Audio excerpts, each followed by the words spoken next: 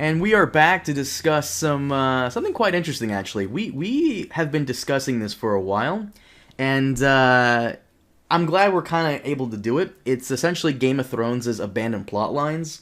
So a couple days ago, I get on YouTube, and someone recommends to me this YouTuber, Supercuts Delight, who is a guy that basically comes in and he takes a bunch of clips from certain shows and whatnots and compiles them together. And he had an interesting video called Game of Thrones Abandoned Plot Lines. And I actually wanted to discuss this with you. This is something that's been in the pipeline with us for a while now. But I've been wanting to get into it with you because every once in a while when we do a Thrones podcast, you will mention, how come they never brought that back? Yeah. And so on and so forth. So would you like to go over Supercut Delight's video about this? All right, let's do it. It's funny because Carmine said, hey, I want to do this thing on abandoned plot lines on YouTube. I saw this video. So I Googled it, and I watched this video on abandoned plot lines, and then I come back, and I was like, yeah, I watched the video on 30 abandoned plot lines. And he's like, no, dude, it was a video on 42. And I was like, fuck, we watched different videos. Okay. So, all right, let's do it. What's the first abandoned plot line? And before we do, once again, also shout out to Supercuts Delight. I will leave a link in the description below to his video. It's actually pretty cool. It makes a lot of good points, but some points I don't agree with, which we will go into. Also, before we begin, SoundCloud, iTunes, all that good stuff, you guys know the drill. If you're still a patron on Patreon, then be on the lookout because I will be uploading an exclusive. It's almost an hour long and kind of a lost episode at this point. Normally, before we start recording, we'll banter back and forth and, just to warm up and get in the groove of things. And this time we went on for about an hour, almost an hour, on the topic of, television shows of 2019. So if you're interested in that, keep a lookout for that. It'll be like a Patreon exclusive because we do want to show some love to those of you who are still supporting us. And also, I hope to start live streaming more often on this channel. So I'll be opening up memberships on my channel if you guys are into that. And, also, we have a Discord, too. Just want to get this all out of the way. I know Preston will never open up his own, so I made sure that all you Sweet Robin fans have your own little fan page on my Discord. So I'll leave a link in the description below if you're interested in that. I'm fairly active on there, so feel free to say hi. I love talking with you guys about everything. Thrones, Westworld, whatever. But, yeah, let's get to it. Yeah. His first, these are abandoned plot lines, by the way, to reiterate that. His first abandoned plot line here is Lightbringer. And what he says is that no other character mentions it again after Stannis pulls it out, and it's kind of a part of the Azor Ahai prophecy, which also doesn't pan out. The reason the whole Lightbringer thing doesn't really, matter much in the show is because it's symbolism. It's to make everybody think that Stannis is the Lord of Light because, Lightbringer and all that. Yeah, I mean, what's funny is had they not brought Melisandre back with Arya to have these fulfilled prophecy things at the end, I would say that Lightbringer is not an abandoned plot line, that the entire point of Melisandre was figuring out that prophecy was bullshit and that, none of this predicted the future at all. And yet, then they undo that by having her come back for Arya. So then it becomes an abandoned plot line. Had they not had her come back for Arya, I would have said, well, yeah, no, that's the whole point. Melisandre is a fraud and prophecy is bullshit. The future is not set. We have free will. That's a big theme of the show. Your Lightbringer is supposed to lead to nothing. Azor Ahai is supposed to lead to nothing. But then all of a sudden, no, sometimes it does because Arya all of a sudden is the chosen one. So it's a little weird. I mean, if they were gonna bring in Azor Ahai and Lightbringer and have prophecy being fulfilled, it needed to be fulfilled through Arya, but they didn't do that. So yeah, it's I wouldn't say it's so much an abandoned plot line because they did do prophecy all the way through. So it was never abandoned. Was there a big plot hole in the end? Yes, I think there's a plot hole. Not to mention, Melisandre kind of becomes a little useless and just boring after Stannis dies and she brings back Jon Snow. Because she has, after Stannis dies, she has this crisis of faith and where she's unsure of herself for 1 or 2 episodes, and then she brings back Jon Snow and she's right back on that train. And that was kind of unfortunate. I know what you mean. When I was younger, I used to really like fantasy stories that had prophecy in them. And I mean, I really loved Angel, which the whole premise, at least of the first 1.5 seasons, was that, this one guy would get these visions and then they would have to save people in the visions. Later on, like now that I'm older, I kind of realized that it's just a plot device. Like, oh, I need to have my characters do something without any motivation or logic. Oh, I'll have a prophecy, like, do that. I need to have Melisandre, like, introduce Daenerys and Jon Snow. Why does she want to do that? Prophecy. It's a cop-out, I realized, like, later on, even though when I was younger, I used to love stories that involved prophecies. I thought that was really cool. And what's funny is Song of Ice and Fire is filled with that shit. They're filled with visions, prophecy, fortune-telling. I believe, and granted that different people read it and they interpret it differently. Some people read Ice and Fire and they're like, all these prophecies are going to come true. And I read it and I'm like, you're missing the point. The point is all these prophecies are lies. Like, and these are, and it's two different ways of viewing it. I think there's so many stories where prophecies come true, and I'm looking at it and going, no, everybody's being tricked. These prophecies are tricks. And that's that's why I think it's interesting. I think George R. R. Martin is, fucking with us by having these prophecies. Like, they're not coming true. Number 2, what the bell means. So the bells, them being essentially a sign of surrender. I complained about this when episode 5 not came an down. abandoned plot, not an abandoned plot line, just a contradiction. Exactly, because you have, like, in season 2, episode 9, Davos literally says, "I've never known bells to mean surrender." And when King's Landing rang those bells in season 2, episode 9, Battle of the Blackwater, it was, I guess, a sign to alert the city that Stannis has arrived. Right, you're right. When I think abandoned plot lines, I think of Quaithe or like Illyrio's reason for being in the story and what he wants to do with Dany. Like, those are abandoned plot lines. I'm glad you mentioned Quaithe, because Quaithe is number 3. Quaithe is number 3. There's an abandoned plot line. She gives Jorah all the answers, knows everything, and is never seen again. She basically serves as a plot device to point Jorah in the right direction. I agree with him on this one. I think every YouTuber that does Thrones content has had a video on Quaithe at one point. And, I chalk it up to just essentially, this is a weird place. Karth is a weird place with weird characters. Essos is like this weird, and it's kind of like, how the Vikings felt about, like, the Middle East. It's like this weird place with weird cultures. It's like a magical land, whatever. And Quaithe is just one of those background characters who just happens to know a lot of things, and is just mysterious. We notice it more as book fans because she's so integral in the book. Quaithe shows up in the second book and has more scenes than she does in the show, despite the fact that Daenerys's role in A Clash of Kings is her smallest role in all of the books. I mean, not counting A Feast for Crows, but she only has 5 chapters.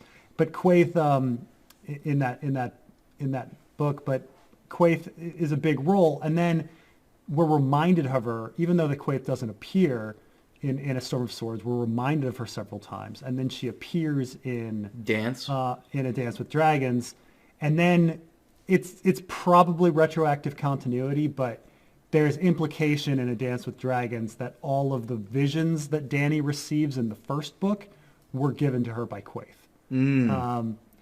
Because in the books, Dany has all sorts of these dragon dreams and various visions, and in one of them she has stars talking to her, and then later on, like, it's in one of Dany's visions she's beginning talked to by Quaithe, and her her mask is stars. So the way I see Quaithe in the show is essentially how in Sons of Anarchy, this is the best way I can describe it, because there's other instances of this in other shows, but the most famous one that people might know from watching our channels, in Sons of Anarchy, Jax always encounters the homeless woman at random times, and she's kind of an enigma. Like a random character that appears with, like, just who's super mysterious. I would assume Quaithe is that character. I would have liked Quaithe to appear more often in the show to give that aura of mystery, because that's something the show is definitely lacking in regards to the books. But Yeah. no, Quaithe is definitely an abandoned plotline. Lightbringer, the bells, not necessarily. That is would you call that a mistake? That's just yeah, a mistake, a contradiction. You know, that they brought out of nowhere and it happened to contradict like stuff that had come before, you know. Number 4 is Cersei's prophecy with Maggie the Frog. Cersei ends up having his point on this is that Yeah. Cersei ends up having 4 kids, and the prophecy, I guess, is incomplete.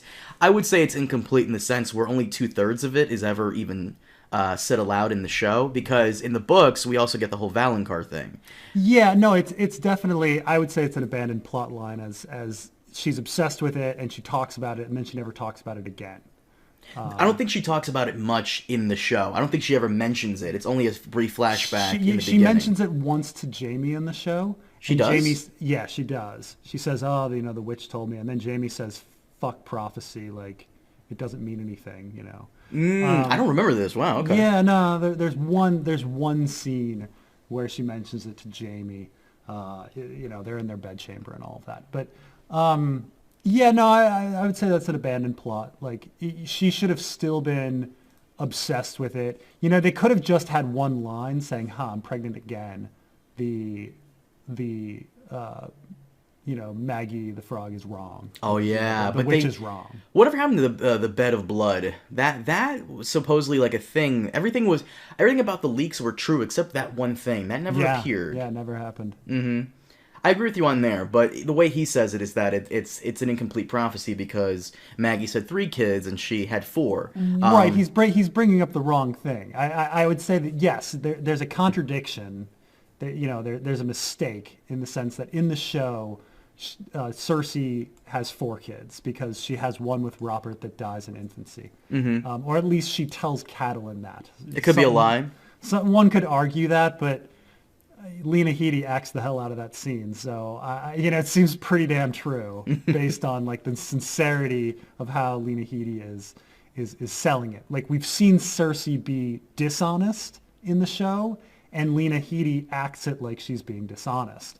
And we have moments where she's honest, and Lena Headey acts it like she's honest, and she acted that scene like she was honest. And so, yeah, I would say that it's just a contradiction. They fucked up. That she has 4 kids in the show, and the prophecy said she was only going to have 3. But it's an abandoned plot line later on in that she never mentions it after that season ever again. Yeah, but so 2 different things. It is an abandoned plot line, but he's mentioning it as a contradiction. Number 5 is Jon's identity didn't go anywhere and just served as a means for conflict between Jon and Dany. By the end of the series, it's practically forgotten that Jon is a Targaryen, and how none of the lords at the ending meeting in season 8 really ever bring it up, considering Varys tells them all about it. I don't think it was really dropped. I mean, Dany is still mistrusting Jon all the way up until the end. Varys is executed for trying to put Jon on the throne, like all the way halfway through the last season. I think it's not as important as people thought it was going to be based on the fandom pumping up R plus L equals J. Right. Because so many people thought he was supposed to be this prophecy fulfilling, wonder, on the same level as Harry Potter and Luke Skywalker and Jesus and Neo and all of that. And it wasn't. The plot, the reason for it, R plus L equals J, was to fuel division between him and Dany. That was the point of it. Mm-hmm. And it caused him to not want to bang her and things like that. So it had repercussions. Like, it had huge repercussions. Like, Jon and, Dany became distant and eventually, killed King's Landing. Had R plus L equals J never come out, she would have had the loving relationship with Jon. He would have, advised him more. She wouldn't have become paranoid. So, no, I would say that is not an abandoned plot line at all. It completely went the way it was supposed to go, and, that was the end, Mm-hmm. Number 6, the White Walker symbols went nowhere and are almost pointless. Bran is essentially omniscient, yet none of the characters ask him what the symbols mean, especially when they take the time to create them. Remember, I think this is something you complained about, or I don't... No, I'd agree. This is an abandoned plot. Yeah. How in episode... Was it... I think it was episode 1 or 2 when Tormund goes to Last Hearth, and the White Walkers took the time to chop up all those bodies, nail them to the wall, and set them aflame, yet nobody knows what the symbols mean. I would argue that the answer to all of this, and the next one too, number 7, which we'll get to in a minute, I would argue that the answer to everything White Walker related, the symbols, the kids being turned into them, was going to be explained in the Long Night prequel, which they had in the pipeline for a long time. So they didn't want to explain it in the show because in Game of Thrones because they had the prequel in the pipeline at the time. That'd be my guess. They want it to be one of those things where you're like, oh, when you're watching the prequel, the Long Night prequel, and you'll say, oh, that's what that means. Okay, and then you know. Yeah. I mean, it's not much of a plot line. I mean, it's they show these symbols every once in a while. Maybe once a season. And then it just, it doesn't, we don't know, we never find out what they mean. It's certainly something that's abandoned and never explained. But, I don't know if it's fully a plot line. That's not much of a plot, showing a bunch of symbols. I would like confirmation that they were going to explain it in the Long Night prequel, and they just never got a chance to because it got canceled. Number 7 is the White Walker base of operations. It's never revisited, and neither are the children that get turned into White Walkers. So... In season 4, I think it was episode 4 or 5, when the Night King takes the child, Craster's kid, and turns him into a White Walker, the place he's actually walking to with the pillars made of ice is actually like this really intricate looking ice not palace, but like little base, little hideout they have. Sure. And it's never really revisited. Neither are the baby getting turned into White Walkers. Once again, I think it's mostly they were going to explain all this in the Long Nights, but we never got to it. Yeah, I mean, I don't necessarily think it needs to be revisited. I wouldn't say that's an abandoned plot. It's just they had a setting, they visited it, and then the story moved somewhere else. I mean, we never go back to Storm's End. Is that supposed to be an abandoned plot line? Well, it kind of is. But we never go back to, I don't know. I don't think it's so much of an abandoned plot. Yeah, we never find out what that, more about where they lived. Like, what does the Night King's bed look like? I don't know. It's not that big a deal. I wouldn't say that's an abandoned plot line. I would argue this one kind of is. Number 8, Mira Reed just kind of disappears. Yeah, I mean, they gave her a goodbye, but they never really explain what happens to her and where she goes. Why Jojen got those visions and what he was really explaining to Bran. One of the things that was really weird about the whole Jojen plotline is they do show Jojen spending all of this time with Bran talking, but they're always a little off screen where you can't really hear what they're saying, or you hear like the end of their conversation, like you'd be like, and that's the history, and that brings us to here, and you didn't hear everything before, and you're like, oh, I would have really liked to hear that conversation rather than Mira and Osha having an argument, which was the B plot of that area. So I mean, they never really explained the Reeds. Which is kind of annoying because this is something I noticed in season 8, in season 7, in season 6, the Glovers won't join Jon in his battle against the Boltons. And then at the very end of season 6, the Lord Glover says, House Glover will stand with House Stark.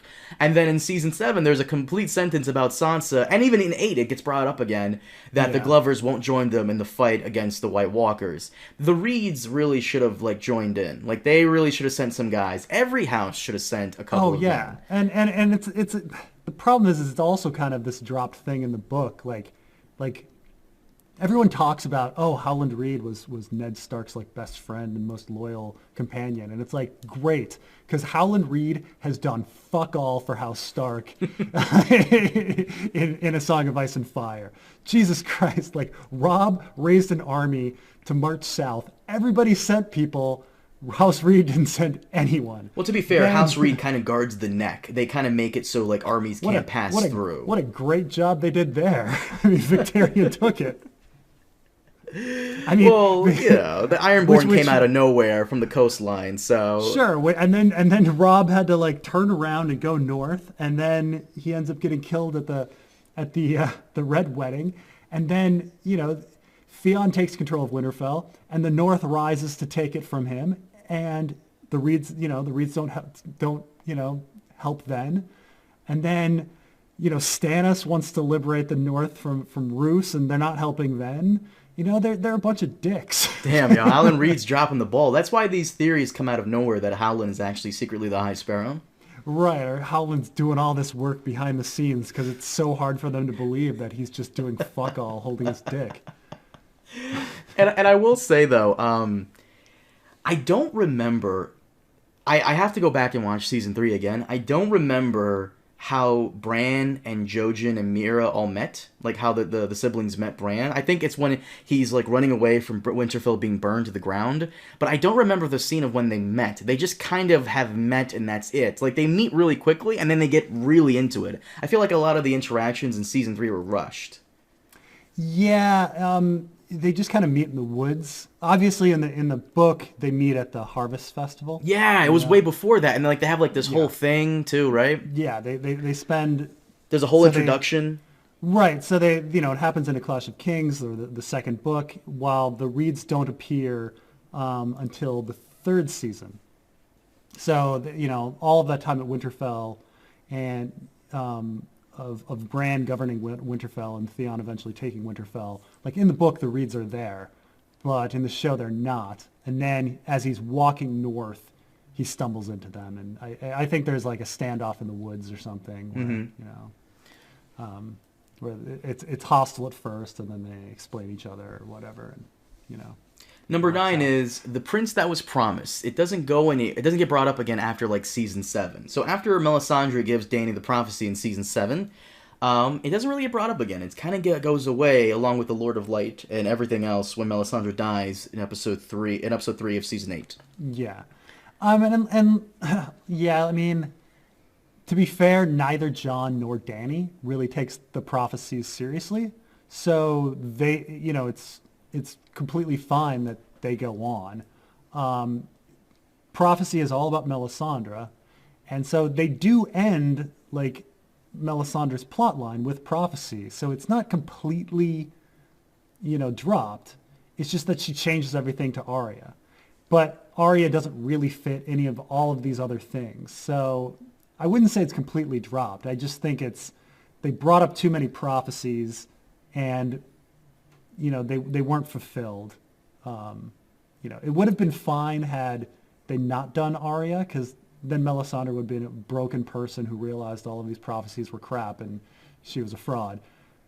And, and they tried to resolve it by having Arya, have her not be a fraud and having Arya fulfill everything, but she didn't really fulfill everything. So I wouldn't say it's completely abandoned. I just think they did it badly, and they didn't wrap up all of the loose threads of it. But I certainly don't think that prophecy, The Prince That Was Promised, or any of that was abandoned. Like they clearly they clearly end it with Arya. Like that's how it's done. I still think it should have been Theon. Theon was the perfect candidate for the prince, in my opinion. Oh yeah, sure. Out of left field, that would subvert expectations. You're expecting Jon and Dany to be the prince, but it was really Theon because he was Prince of Winterfell. Born to miss salt and smoke. The ocean. It's. So many things would have worked better than Arya. It was all the you just hate Arya. That's not your favorite character. I hate show Arya. Yeah. Mm-hmm. I like Maisie Williams. I like book Arya. I'm actually only neutral on book Arya. But yeah, but yeah, I'm not show Arya. I'm just not a big fan, especially like once she becomes a badass. Mm-hmm. Once she leaves Bravos. I especially hate her, but yeah. Number 10 is the Golden Company being a threat. Now, I would argue that this would be an abandoned plotline if they hyped them up way more than they did. The Golden Company get mentioned briefly in season, I want to say, 4, where Davos says we can hire the Golden Company, and Stannis is like, the Golden Company? Like, they get mentioned again in season 7 where Cersei wants to hire them. And they look like a credible threat, you know, with the war elephants and the 2,000 horses. Yeah, I mean, it's not an abandoned plotline at all. It's just an anticlimactic result. Which, I mean, to be fair, they wanted it to be an anticlimactic result. Like, they built up this army, it arrives, and then it's immediately destroyed by Dany in order to show, like, how powerful her dragon is. Like, it was intentionally anticlimactic. Now, did it work? In my opinion, no. But that was clearly their intention. Like, they did everything they wanted to do. I just don't think it landed. Mm-hmm. But it's certainly not an abandoned plot line, no. I will say I still love it when you were complaining about, like, why did Grey Worm had to kill Henry Strickland? Like, did they have some kind of rivalry that we weren't aware of? No, and in fact the Golden Company plotline, it's more than just that. It's the Crown's debt, which goes back to season 1. Like, eventually transitions into, you know, getting the Golden Company and the Iron Bank. It's a continual thing, and it keeps going, and it leads to the Golden Company, and then it just all ends anticlimactically. So it's not abandoned at all. In fact, I am really surprised that they kept going with it. The Crown's debt and having it paid back. I thought they were going to drop it because, frankly, it's, you know, debt problems are not the most interesting of plot lines. But no, they kept going. They kept mentioning the Crown's debt, and then it kept going, and then they needed to pay it back, and they had the whole Loot Train episode where Jaime has to get his gold back to King's Landing, which leads to the Golden Company. It was a long fulfilled plot line. It was not a good plot line, but it was certainly not abandoned. It was well maintained. It was there. It had a resolution. So there's even a whole scene with Stannis when he goes to the Iron Bank. And there's one with Cersei, not Cersei, I think Tywin and Jaime, where Tywin tells either Jaime or Cersei that their gold mines dried up. Yeah, and you know, in the first season, you know, they talk about how they're in debt and to Tywin, to the Iron Bank. Then no, I'm saying Littlefinger brings this up at the Small Council with Ned. So I mean, it's a continuous plot line. It's never dropped. It evolves, and does it land? No. But is it a good plot line? No. But it's not abandoned. No. Okay. Moving on. Your favorite character, number 11, Arya using faces. Several seasons of training to use this ability, and it's only used once outside of Bravos. She even brings a mask with her to Winterfell, and it's never used. Yeah, that's abandoned. That's abandoned. There's nothing nothing we can go into on that one. Yeah, no, I mean, you know, she goes to Bravos to become a faceless man. The whole, you know, essence of being a faceless man is the changing of one's face. She doesn't use it for anything significant. But she does get the training to kick ass, so. Kind of. I mean, she has a montage where she fights with a stick. And then somehow she comes back a really great swordsman and can jump out of trees or something and stab people. And we never see that training used. Had they had a specific training where the waif is teaching her to drop daggers and catch them, and that would be something. But they didn't. They had a montage of some staff fighting, which she never uses. And her face changing thing is used to, like, kill off the phrase, which wasn't even very necessary because she poisoned them all. She could have just, I don't know. So I don't know. It's definitely an abandoned plot. That's pretty bad. Number 12 is Bran warging into things. He doesn't use his warging abilities outside of warging into ravens. After he goes into the training with the three-eyed raven, he just only ever wargs into ravens and only ever uses them to scout ahead. Yeah, and I would say it goes beyond that. Like, his whole knowledge and history of the world and everything is not used at all.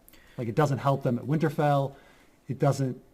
So maybe it'll help him be a good ruler in the end, but we don't know. He doesn't see. It seems like he's leaving everything to his small council while he goes looks for Drogon.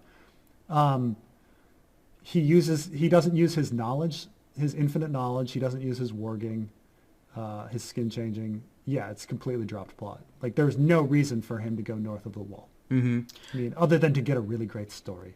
Number 13, Bran interacting with the past. Nothing is pretty much made of it since the Hodor incident. It could have had potential. I would argue that I would argue that's for the best, because when you introduce time travel into the story, it really fucks it up. Even J.K. Rowling realized that. Yeah, no, I would say that the time travel is definitely a dropped plot. You know, they brought up time travel.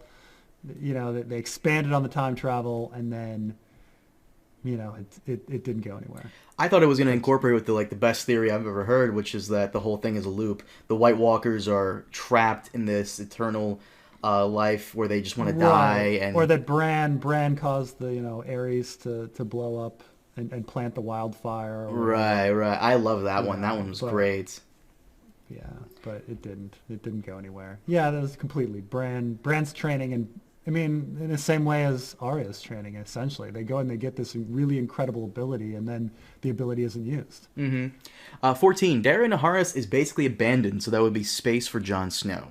I would say that on his conversation, on his journey with Jorah, he does talk about how he's really interested in seeing how Dany is going to change the world and be a ruler. And that's the thing he's most looking forward to. And I think it's a little fitting that in the end, he's the ruler and he has to be the one that leads the new world. I think they could have expanded on it a bit more, but I think it was there. I think Dario had a full story. You think so? Yeah, I think he spent his time admiring Dany and her revolutionary ways and how she was going to be a great ruler, and then he became the ruler, and now it's not about him watching and seeing. It's about him doing it himself. Now I don't think they they needed to hit it on the head a little more. I'm kind of reading into the situation and writing it myself a little bit, but he does have this long conversation with Jorah about the world that Dany is going to lead and how he's looking forward to it. And so, I don't know, him being a ruler and Marine, I think it's fine. I don't think it's an abandoned plot line. I think that there's plenty of contradictions in the taking of Marine and all of a sudden the enemy disappearing. But once you make Dario the ruler, it's happily ever after, and that's it. I mean, it's cheap, but that's an ending. I mean, it's like getting to the end of a romantic comedy and being like, oh, and then they got together at the end, but then we never see if the relationship works out. No, that's not what a romantic comedy is about. It ends with them getting together. The story is over. The character's story happily ever over, after. Dario had a happily ever after. That's it. I would have liked to see somewhat of maybe it's just I want to see more of an update on some of the things that happen afterwards. Does Dario eventually quit being King of Marine and give it over to some kind of council, some kind of democracy, and just go off and do his own thing? Because he doesn't seem like the ruler type. No. But like I say, I think they needed a couple more conversations. He had that really good conversation with Jorah. I think he needed a few more about what he we hear about his background and things like that. Had he put in a little more about the kind of ruler he would be or what he would do if he were in charge, it would have been a little better. But why would he make a great leader? Right. 15, now that Dany is dead, wouldn't the slavers come back? The Essos plot is kind of left behind. Well, this is the same as Dario, right? That's just, it's bad logic and bad writing to get to there, but the story came to a happy ending with Dario. We just have to accept it's a happy ending with Dario. Mm-hmm. Peace and prosperity with Dario. Your favorite character, Robin Arryn, was abandoned after Sansa left the Vale. Would have made more sense if he showed up at the end of the Battle of the Bastards with Lord Royce. I would argue Robin Arryn really isn't a central focus of anything. He's the Lord of the Vale, and as such, he belongs in the Vale. His fight is not really with the Boltons, though the fact that he dispatched, or under Littlefinger's advice, dispatched soldiers to help out his cousin is good enough for this character. I mean, I think I think the larger plot hole is it's not really an abandoned plot line because his army, takes the north, and his army is always there. You still see those Vale Lords. I think the plot hole is they had the huge force, and then they kind of shrink in size, and Northerners start respawning. Yeah, Like I know what you mean. the Northerners have been through so many battles that there should be like 4 of them left. Yeah. And yet, like, they keep respawning over and over and over again. And then, while Robin Aaron's army, which should be enormous, like, kind of shrinks and The Vale disappears forces did not even enter the War of Five Kings. No, they stayed in the Yeah. Vale to protect their lord, like Lysa wanted. Yeah, so I mean, I think there's plot holes, and but I don't think it's an abandoned plot line. Like If anything, if any storyline to Robin Aaron was there, it was that he was kind of an ineffective ruler, kind of a weak ruler. Like the guy can't even use a bow and arrow. He can't even form a sentence without like crying for his mommy. And right, and then all of a sudden he's fine. all of a sudden he comes back and he's tall and handsome. So Right. So, and that's never explained. Like, yeah, that's a weird abandoned plot line. Like, how does he go from being this, like, needy, weak kid to being a regular person? Yeah, I don't know. So, yeah, but at the same time, in the show, Robin Aaron's not that big of a deal. So to say, like, oh, we never get an explanation, like, Robin Aaron in the show is really minor character. He's really minor. So... I'm gonna skip over number 17 because I'm assuming this is a joke. It was a joke actually. 17 was the Unsullied being eunuchs. In one scene where we see an Unsullied extra had a big bulge. So this is a comedic point on Supercuts. I guess it's more of a plot. That's more of a contradiction or a mistake. But maybe he has a big scar. We have no idea. And it bulges out? Okay. 18. Davos remembering that Tyrion killed his son. It was brought up one time in Season 7 and then immediately forgotten. In fact, the quote is, "Last time I was here, you killed my son with wildfire." And then he immediately tells Tyrion about a secret path the guards don't patrol. Go back and watch the scenes for those of you who forgot. It's Episode 4, Season 7, when Tyrion wants to have a secret discussion with Jaime. He literally says, "Last time I was here, you killed my son. By the way, there's an entrance over there, the guards don't patrol it." That's literally the line. And you always complain about this, that Davos never brings it up. I do. It's just out of character. I wouldn't say an abandoned. Well, I would say on a larger sense, Davos's wrestling with his family and the religion of R'hllor and what his place in the world is more of the dropped plot line. Like, I would say that Davos in general is the dropped plot line. Now whether or not like Davos forgot about his son or whatever and is friends with Tyrion, yeah, that's just a contradiction. I wouldn't say it's an abandoned plot line. I think it's bad character writing.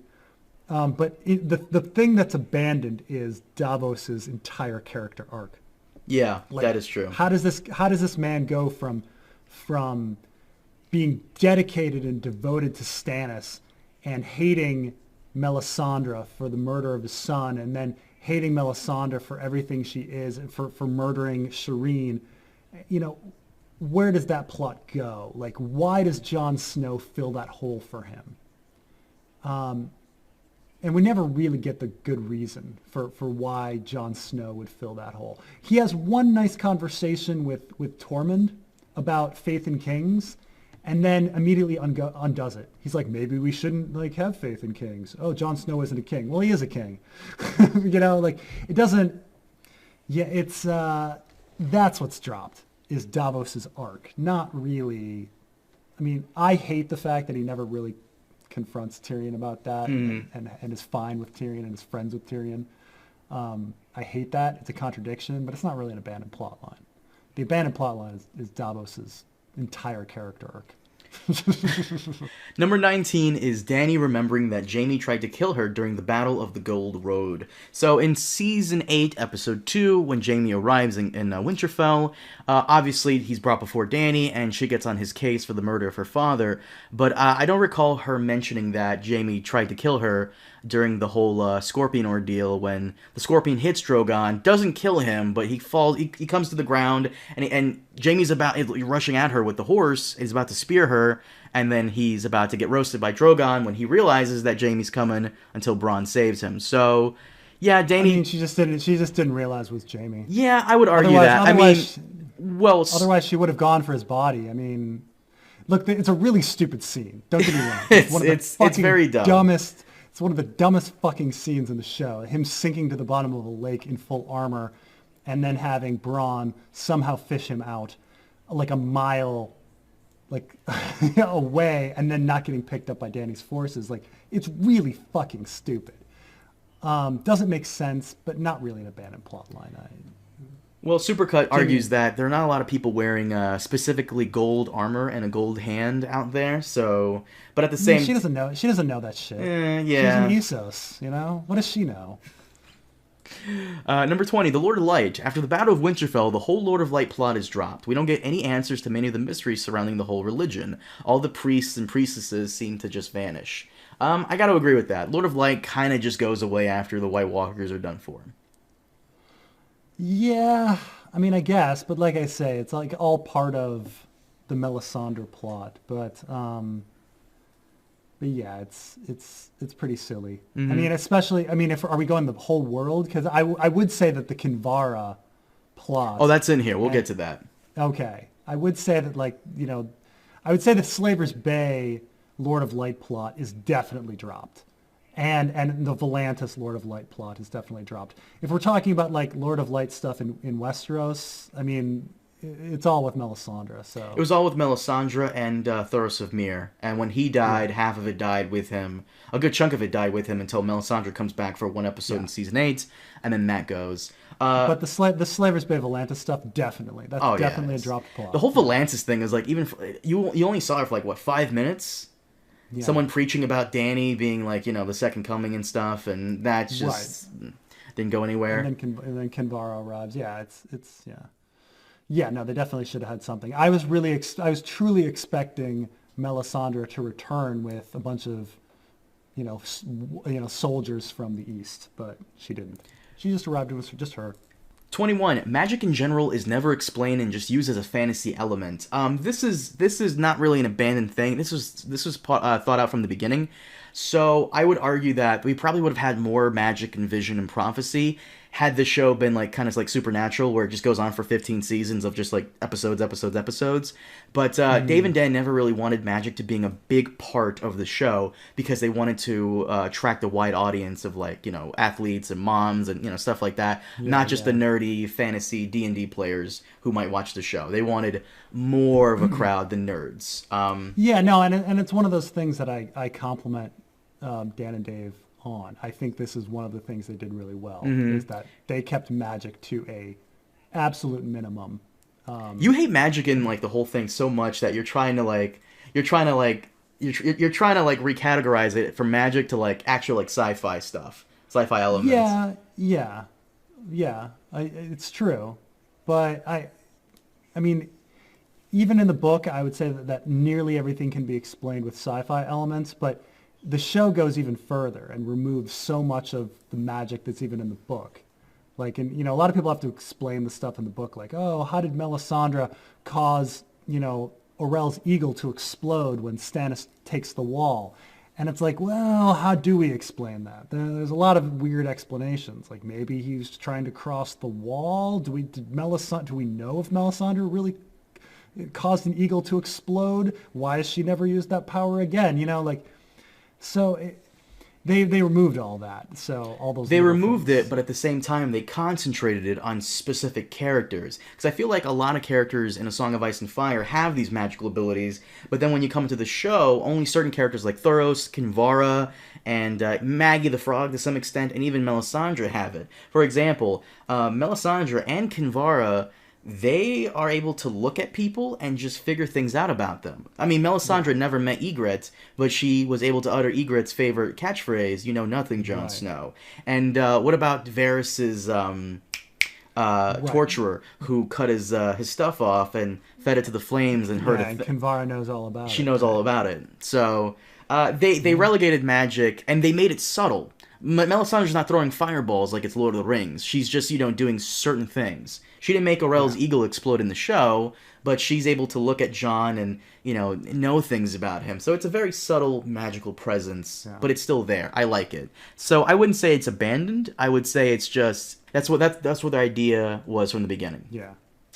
Okay, so Preston, 22 is Dorne being Dany's ally. After Ellaria dies, Dorne kind of just fades away into dust. It's mentioned briefly in Season 8, but never shows up for the Battle of King's Landing, and is only seen during the council to elect a new king. So basically, Dorne being a drop plotline has been a thing ever since Season 5. And yeah, absolutely. I got to agree with this one. No, I agree. Because Dorne was supposed to show up to the battle, but a good chunk of their armies is kind of destroyed when they're on the ships. Sure. By I mean, Euron's fleet. but it's the double standard, right? Like one group of Dorne's forces are destroyed on the ships. Fine, I can accept that. But why does everybody else get to respawn their forces and have them come back, especially the North? You got a point there. What was the joke that the North respawns people for every major battle? Exactly. So I, to say they all drowned on the ships, nah, that's not fair, because there were Tyrell forces on those ships, and yet the Tyrell forces appeared again when Jaime had to fight them at Highgarden. The Dorne plot was definitely dropped. There was such a bad reaction to the Sand Snakes that they decided to just end it, and it was really stupid because once you introduce it, you have to resolve it. I don't care if the Sand Snakes were horrible. Once you introduce them, you can't just kill them off. They're important, So that was definitely a horrible dropped plot. My headcanon for this is since Ellaria took every single one of Oberyn's daughters with her and herself aboard those ships, and they're all gone, there was no leader in place for when it really mattered, and Dorne was just in disarray. So they couldn't have sent reinforcements while the entire country was trying to figure out, who do we follow? Yeah. Of course, another dropped plot is Oberyn specifically says in the show that he has 8 daughters, just like in the book. Of course, they don't, we never see more than 3 daughters, but, oh well. There it is. Well. The other 5 daughters are somewhere, but okay. 23 is the Dothraki disappear after Dany's death. Basically, he's saying here how the Dothraki kind of get fucked up during the Battle of Winterfell, of course. And at one point in episode 4, Grey Worm says half are gone. Yeah. And then when Dany is killed by Jon, they kind of just fuck off. Now, this is a point you've made several times. Aren't they supposed to avenge their Cal's death? They are. I mean, obviously, that point isn't introduced in the show. Yeah, that point isn't introduced in the show. And I would have said that that would be a really great argument for why Jon can't return to Westeros. That once Grey Worm leaves, Grey Worm leaving is really stupid. And because he's not leaving any assurance that Jon Snow will remain in exile, which was one of his demands. And especially when the North is right there, and his sister is running Winterfell, and his brother is running the rest of the kingdom. Why would they not let Jon back? And my argument was, well, if they left the Dothraki in Westeros, they would all kill Jon if he came back. But the combined armies of the Dothraki and the Unsullied are no match numerically for the combined armies of Westeros that are still there. Sure, but you could then argue that there's just not that many of the North. The problem is they respawned the North again, and they make some statement that there's 10,000 Northmen outside of King's Landing, and I'm like, where did those guys come from? What? My God. So I mean, the way I would have done it is at the end, there's many Dothraki still left in Westeros. They're taken on to, to people. They marry to them to daughters. They make them lords. All the things. People are like, oh, that's ridiculous. No, it's not. Like you can. Isn't that what they kind of are doing with the Wildlings in the books? Yeah, exactly. It's I mean, one of the big things that the book kind of makes a joke of is that all of these stories about people being wild and unruly are bullshit. That actually everybody's civilized. Everybody plays by, complicated social rules. No one is just wild, which is, it's basic racism to claim that like a Dothraki couldn't suddenly farm and like learn the laws of Westeros. Of course they can. They have their own laws themselves, So so my argument was, oh sure, there's not enough labor because everybody's died in wars. So Right. there's plenty of daughters out there that need husbands. There's plenty of land out there that needs working. You could have just had the Dothraki be those people, and then they would simultaneously be the armies and be within the armies and ensure that Jon Snow never returned. But this is all my freaking, fan fiction. It didn't happen. But yeah, the Dothraki are a dropped plot. You see a couple walking at the port, but how are they getting home? What are they doing afterwards? We don't know. Yeah, I haven't even. I'll have to ask Dragon Demands. Shout out to that guy. I have to ask him what happens because what he loves to do. I used to like doing this, and then I just stopped because I just didn't care anymore. After season 7, I used to love listening to the DVD Blu-ray commentaries. Yeah. Because sometimes they will clear that up. Like there was a moment, I think, in one of the episodes, one of the commentaries. I saw it on an article where I think Emilia Clarke asks them, "Does Drogon eat my dead body?" And they're like, "No, of course not." Oh. Yeah, but it's so weird because if it's not on screen, it doesn't mean it. It's just it didn't happen. It's not canon or whatever. All of these alternate endings and deleted scenes that appear now in media, they're all very confusing because now I don't really know like what to think. Like, this is a real quick side thing, but did you know that in the original Office Space, like there was a scene in which they talk about his boss dying in the fire? Oh. Yeah. And if you actually look, like during the fire, his Porsche's there. And then, so the cut scene is them going, "Oh, are you going to Lumber's funeral?" And they all go, "Fuck no." And then they kind of walk off. And it's just, oh, his boss like burned up in the fire. Now, clearly, like when they put together this comedy, they were like, "Nah, that's pretty fucking dark and not that funny. Let's cut the scene." And it was cut for good reason. Mm-hmm. But now, like, if you're thinking about the plot of Office Space, like, what happens to the boss? Like, did he die in the fire? And am I supposed to think about that Porsche that's in the parking lot? Yeah. Or am I supposed to just assume that, he survived and, went on to be some middle manager somewhere else? Like, you don't know. And so it's odd. Like, does a deleted scene count? I don't know. But, I mean, we don't know what Drogon did with Dany's body. Who knows? He could have eaten it. Clue. I know what you mean. This happens a lot with Star Wars. Certain things that should be, especially Rise of Skywalker, certain things that should be explained in the whole like movie are usually explained in the book. Like the opening planet that Kylo is on, being Mustafar, being explained in the official novel of the movie. Right. So I guess it's a shame Game of Thrones doesn't have its own. Wait a minute, it does. Wait a minute, it does. Number 24, Rickon's death is glossed over. Jon is the only person who really reacts to it, and they never really hold a funeral for him. That is true. That is true. Nobody brings him up. Bran, Sansa, they all don't bring him up. I think there's even a line where Arya talks about the last of the Starks, and she's like, "Our father's gone, our mother's gone," and then she doesn't even mention Rickon.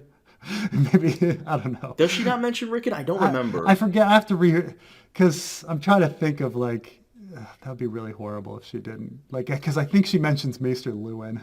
That'd be Oh really... shit. I really don't remember the kid from the books. The only thing I remember about Rickon is that he's in Skagos and Davos has to go grab him. What did Rickon do in the books that's incredibly significant? Is there anything he's done or? Yeah, I mean, well, it's more about potential. So Rickon has more connection to his wolf than others. Like, I mean, not as much as Bran, but he, we never are in his head, but he also has been working his wolf. But he hasn't been getting any instruction from anyone. So when Jojen kind of tells him, tells Bran, oh, you're going to lose yourself in your wolf. Well, Rickon doesn't have that instruction. So, the idea is that Rickon might be becoming very wild. The wolf might be taking over Rickon. But so far in the book, he's more of an object than a person himself. Like, the North is rising. There's a secret conspiracy to put Rickon back as Lord of Winterfell from Wyman Manderley. And Davos has to go find him. So Rickon becomes the MacGuffin. So he doesn't quite have his own agency yet, but there's a lot of potential there. In fact, there's arguments that all of the kind of prophecies and messages that the three-eyed raven, that the three-eyed crow has been sending out, and that Jojen has seen, he actually misinterpreted them, and they're actually all about Rickon. Oh, they're not about Bran. That's kind of cool. In the show, there's a moment where Bran's like, "What are you doing? Go back to bed. Mom and Dad will be back soon." And he says, "No, they won't." So I guess that's because he had a nightmare. So I'm assuming the show was giving us hints that Rickon maybe be having those dreams that Bran gets. Yeah, I mean, he was having them before. Arya and Jon were having them, so maybe around the same time as Jon was having. No, I guess he had those dreams. He had some good dreams. But the point is he's powerful. He has all the elements that say he's powerful, and no one's been training him.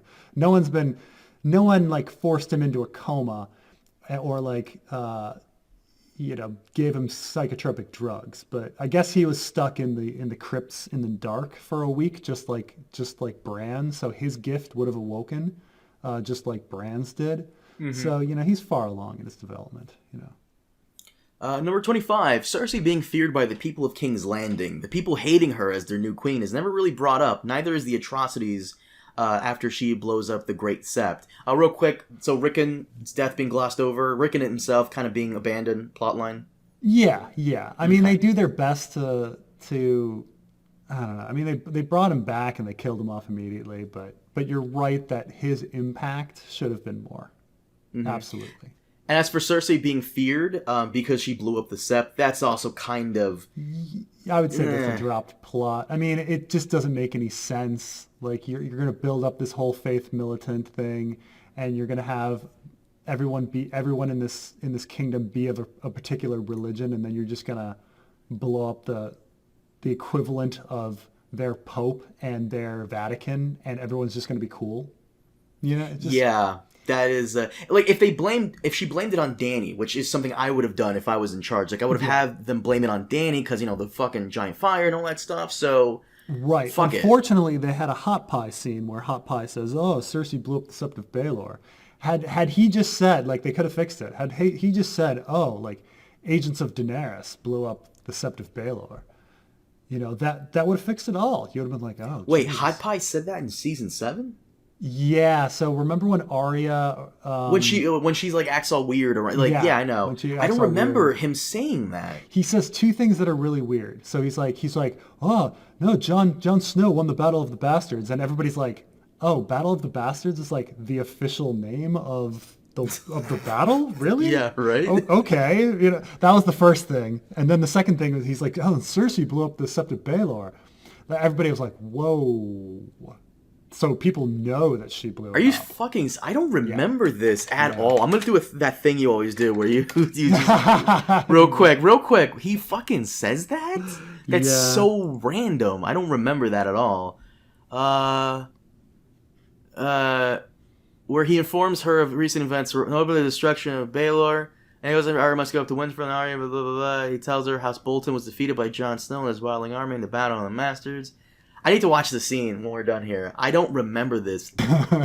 Holy shit, that's the stupidest thing ever. How come I don't remember that? Okay, whatever. Alright, so Cersei being feared for, all the stuff is, 26. Cersei wants Bronn to kill her brothers, but then hesitates when Tyrion's in front of her in episode 4 with the archers and the ballistas and just doesn't kill him. So, I wouldn't say this is a drop plot, more like a contradiction. Yeah, more of a contradiction, but also kind of understandable. I mean, it's one thing to send somebody off in the abstract, and it's another thing to do it when they're right there in front of you. Mm-hmm. I do wish there was a couple more, mentions about how like she can't kill her family as much as like as evil as she is, she still can't kill her family. She still has it's the same with it's the same with Tyrion. Dany makes one comment about how maybe he's secretly working for them, and that's an interesting idea. It's an interesting idea that as fucked up as the Lannisters are, at the end of the day, they're still fucking Lannisters, and they still got each other's backs. Mm-hmm. That's really, as they've been through so much, and they hate each other, and they've done so much to each other, but at the same time, Tyrion can't kill Cersei, and Cersei can't kill Tyrion. That's a very interesting idea. I wish, they alluded to it a little more.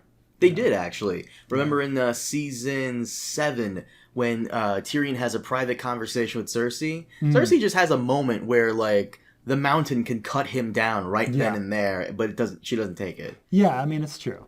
And he breathes a sigh of relief. Yeah. Yeah, and she couldn't do it when he's right there. He's standing right there in front of her. Sending Bronn, I mean, that was just a dumb plot. They should have just cut the Bronn thing. It served no purpose. Well, you need to show where Bronn goes. If he's not in King's Landing, where's he going to be? Right, but I mean, everybody knows, that Bronn, the actor that played Bronn and the actor that played Cersei used to date, and so they, continuing on, they could never be in the same scene together because they That's really actually don't not get true. along. There's one scene I think they're in, unless they had a stand-in for Bronn. Season 3, episode 1, when Cersei goes to see Tyrion, she makes that comment about, oh, they said half your nose of it is gone.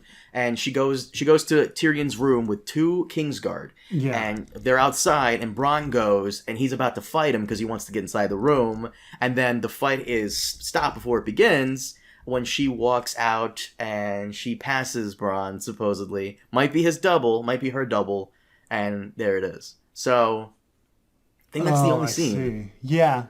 And what's really interesting is the 2 dated before Game of Thrones started. So I mean, I guess they had that one scene then. But at other times it's quite obvious, when they have the dragon pit scene and Bronn is like, "Come on, Pod, let's leave for no reason at all," and you're like, "Okay." And then Cersei arrives. You're like, yeah. But yeah, but it's interesting that Lena Headey and Jeremy Flynn Jerome Flynn. Flynn used to date, but this was long before Game of Thrones was on the air. Number 27. This is something we mentioned briefly. I just find it hilarious that he put it in here. Jon just left Sam to die. Sam doesn't bring up how Jon just left him to die. It's that one scene in episode 3 where Jon runs back into Winterfell. The Night King's inside already. Yeah. And Sam is being overrun by whites. And he's like, he looks at Jon, and Jon looks back at him, and Jon's like, ugh. And Jon just fucking leaves him to die. So in episode 4, Sam's just completely cool with it and even offers to name his son Jon when his son comes. I think that was a missed opportunity. I think that it would have been really powerful had Sam died, had Jon made a sacrifice. I need to do something and I'm going to give up my best friend. I think that would have been really neat. But I kind of find it inconsistent. How the fuck is Sam even alive for 2 seconds as they swarm him? There's a scene in episode 3 where when the whites charge in there, they charge in there with such ferocity that they punch an Unsullied person's head off. Yeah, I mean, That plot armor. the whites are very inconsistent. Like sometimes they're like these ravenous piranhas that just tear people apart instantaneously, you know. Right. And then other times, yeah, they're nothing. That Sam can be in a pile like a pile of whites and blood and bodies and being whimpering and being like, ah! Like, yeah, it's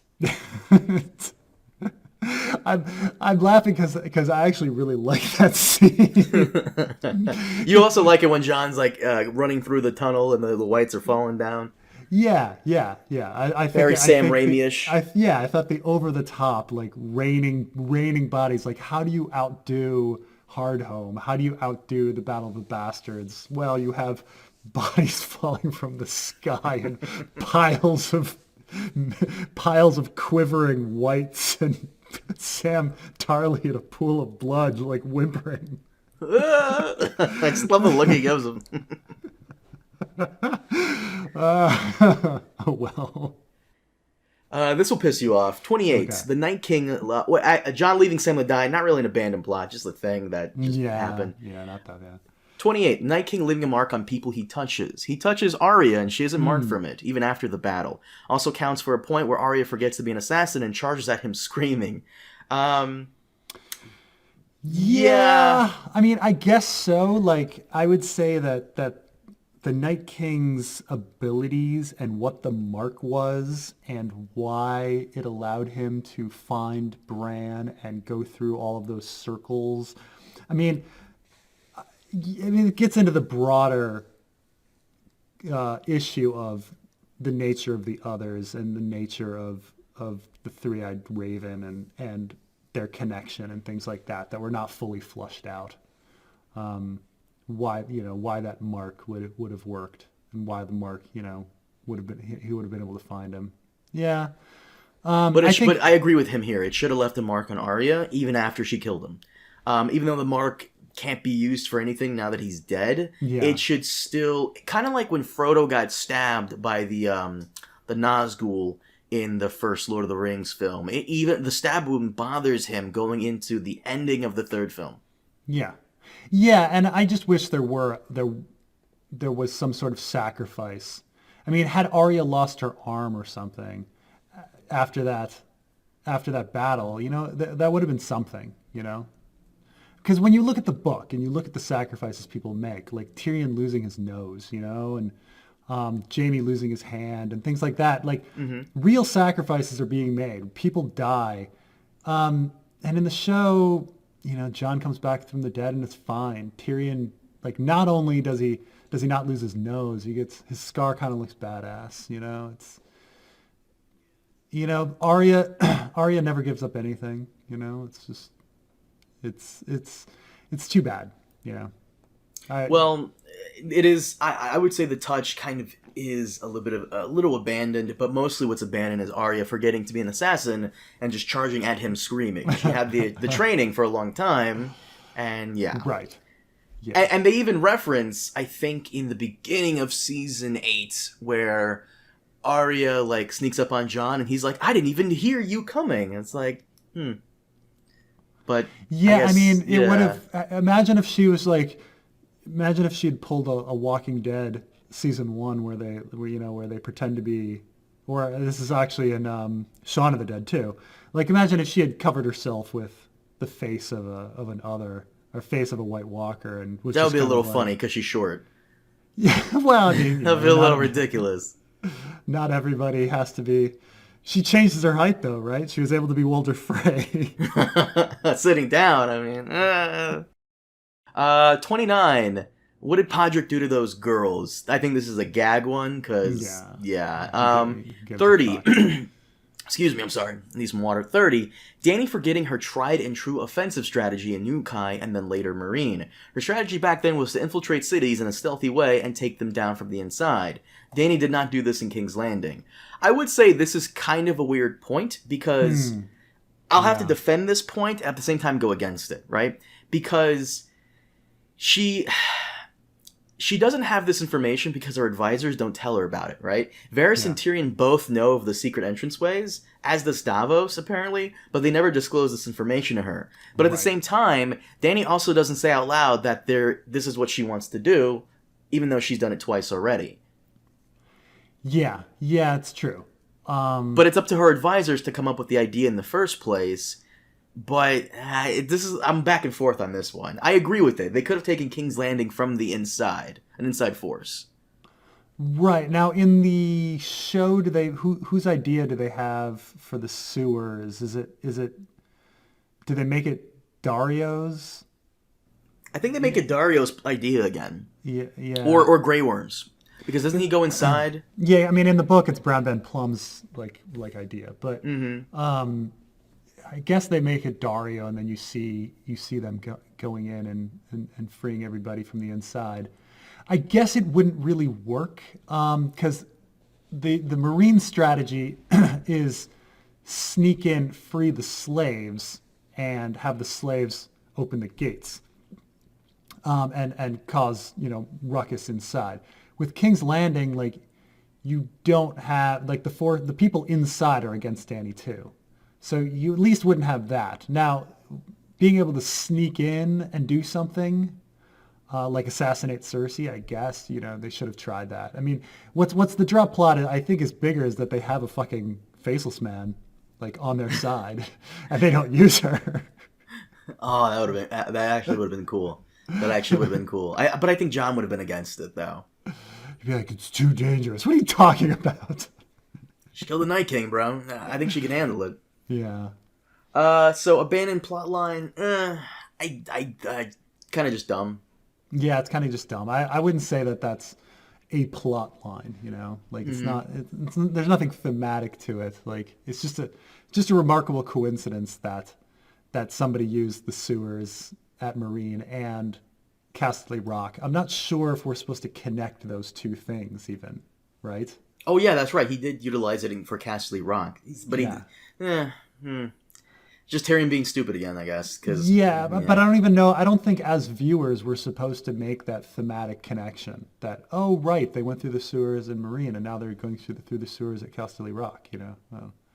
31. Ilyn Payne and Arya's kill list. He disappears after season 2. Her kill list is also kind of forgotten, but that is understandable considering everybody just dies anyway. Yeah, I don't think it's really forgotten. The actor for Ilyn Payne, the reason he just disappears is because the one thing I will commend Game of Thrones on, the show, is getting rid of the fact. There are a lot of extra characters in the books that are kind of unnecessary. Like you just mentioned, Brown Ben Plum. Cutting Ilyn Payne out is just cutting the fat. He was there for season 1 and 2. I think the actor gets cancer, so they leave him alone. But then he recovers from the cancer. But at the same time, they don't need Ilyn Payne anymore because, correct me if I'm wrong, in the books, when Jaime goes to the Riverlands, doesn't he take Ilyn Payne with him to train? He does. Right, so Bronn can just take that place. Because Bronn is just a fun character people want to see more of anyways. That's an excuse to keep Bronn in there. And as for her kill list, I mean, besides Melisandre, you have Ilyn Payne, who I guess... My headcanon for Ilyn Payne is he's still there in the background as the king's executioner.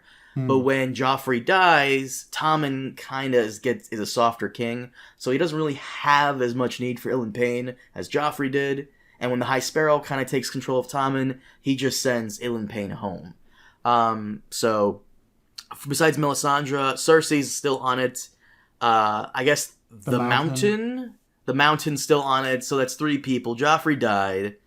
Who else? Walder Frey. I think she had it, but she was just gonna go kill everybody anyways. Yeah, I mean they mention the kill list at Winterfell the night before the big battle, and he just kind of because Beric Dondarrion was on the list. And that's right. Beric was on the list. And so he's like, wasn't he on your list? And she's like, used to be. They could have just added one more line. She's just like. If she should have just had one more line saying, "I got rid of that list. It was stupid." That would have been fine. Something that is simple as that, or I got rid of that list. There's more important things in the world, or so, just anything. It would have been fine, but they didn't. So it's a little bit of a drop plot, I will say. The completion of the list, I think, is is a bigger book plot than it is a show plot. Like a show plot, they just kind of phase it out. They realize that this isn't so important. And in the book, though, it's it's still like, well, the most recent chapter is about Arya still working on the list. So right. You know. No, 32, Nymeria and her pack. Not much of a point to this scene. The show brings her back and then shelves her again. I kind of agree on that. There really was no point in bringing back Nymeria. I wouldn't say it's a drop. I would say that that's actually the inverse of a dropped plot. I would say that a resolved plot that didn't need to be resolved. Yeah, there was no point in bringing her back. It just, who cares? So they brought Nymeria back. They resolved it. But no one was asking for that resolution. I think the original plan to bring back Nymeria was to have Nymeria have her wolf pack go up against the White Dragon. I think that's what I remember reading in an article. But they chose not to do it. Like she comes out of nowhere and then all of a sudden there's this wolf pack. And there's this wolf pack going up against undead dragon. Yeah. They could what they could have had was like Arya awaken with a wolf, like real short scene. Arya awaken with a wolf dream of the wolf like seeing Ilyn Payne, the two attacking each other, and Ilyn Payne and Nymeria killing each other. Just like Robert in the Boar. Yeah. And then she wakes up in horror that Nymeria has died but she at least completed her list. And maybe after that, she decides the list is stupid. They could have done a lot, but... Jesus Christ, okay. 33. Varys being a master spy, doing the opposite of a spy by telling everyone he's committing treason by wanting Jon Snow to be king. Yes, after season 4, Varys kind of is not really a spy master anymore. He's just kind of an advisor to everybody. Well, everything changes about him, right? Like, he no longer uses... child slaves. He's no longer linked to Illyrio, who is a pro-slavery individual. They all of a sudden make him good when he is anything but, right?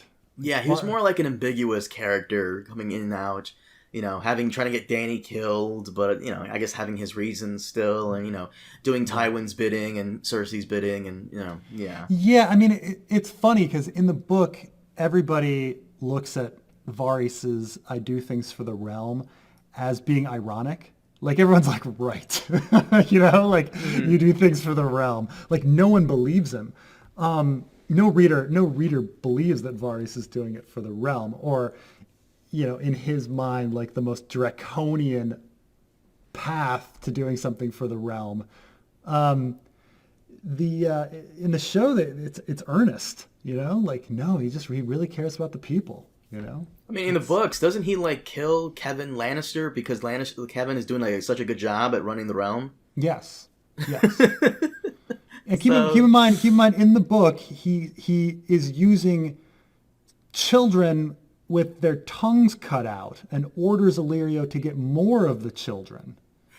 And Illyrio's the one that's like, it's so hard to get these kids, Like Varys is like, I need more. Varys is an evil douche. And if you, in season 1, keep in mind, he is undermining Ned and leads to his actions partially lead to Ned's death. So, and he does try to murder Dany, assassinate a 16-year-old girl.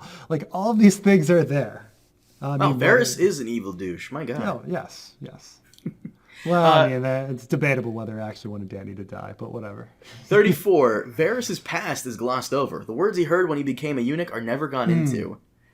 I don't think I don't think they need to go into this. It's just one of the reasons why I guess the reason they gave in season 3 for why he went against Stannis is because he hates magic. I get that, but at the same time, we don't really need to go into this. In fact, I kind of think that... so the show is a little different than the book in that Varys finds and orders the magician to be brought to him, and he kills the magician. He tells the story of how he lost his nuts. And then he's got the magician right there, and then he kills him. He gets his revenge. Mm-hmm. That's not in the book, you know. So, but I mean, him losing his nuts to some magician is, but you could, yeah, like it's right there. Like why Varys would be against, like that's all you need, right then and there about his nuts and the background and him hating Stannis. The plot is fulfilled. The problem is they bring it back. They bring it back with Kinvara. And then you're like, oh, now they've mentioned it twice. This must be important. No, it's not. Would you say that's a nice addition that the show put in there, having Varys like open up like this little coffin and he's in there? I think it's fine. Mm-hmm. No, I mean, but the problem is again, if you're portraying evil Varys, you know, like, but the problem is they all of a sudden made him a good guy.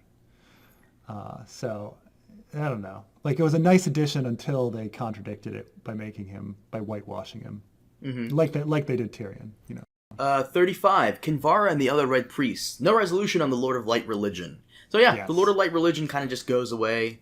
Last season, in season 7, Melisandre said she was going to go off and discuss the current situation about the Night King and all that stuff with her people. I expected several priests to come and be like a whole like thing. Only she comes, and that's it. So that is kind of dropped. Yeah, I mean they brought it up in Volantis with the Asian priestess. They had Kinvara come. They had the entire. They had Meereen become really pro Red God for no reason, really, because in the end you find out that all the discord was being funded by Yunkai and Astapor. So you didn't even need the Red Priests to be part of it, but I don't know. It was very messy plot. They brought all these things up and then it went nowhere. Like it had nothing in the end. 36. Letters Varys sent out informing all of the Westeros about Jon's true lineage, but none of the lords at the ending meeting ever bring it up. Yeah, but you know, Jon's going to the wall. I think at that point, right? No, so, they haven't decided on that yet. I don't believe. They never really bring it up though. All the lords. I would argue like him being a true Targaryen. Did anybody at attendance even care about that, especially after the whole Dany thing? I mean, I guess Dorne and the Greyjoys care, and the Tyrells are gone. Do the Stormlands care? I don't think so. I don't think so. I mean, if anything, they would want Gendry on the throne. But I guess it in a sense it contradicts Varys' assessment of the kingdom. But Varys' assessment of the kingdom could be wrong. Like he thinks that. And maybe they could have played into that. Because if you remember at the very beginning, Viserys thinks that the whole kingdom is going to rise for a Targaryen. Mm-hmm. You know, he's convinced of this. And we're supposed to think Viserys is pathetic. That he's got all of these false hopes. In the book, we're kind of on the fence. Like, we're like, well, there might be some people. There might not, you know? Like, go back, like, when you first read through Viserys' assessment, like, oh, the Greyjoys, the Dornish, the Tyrells, and you're just like, dude, they're not gonna, for the Beggar King? Come on.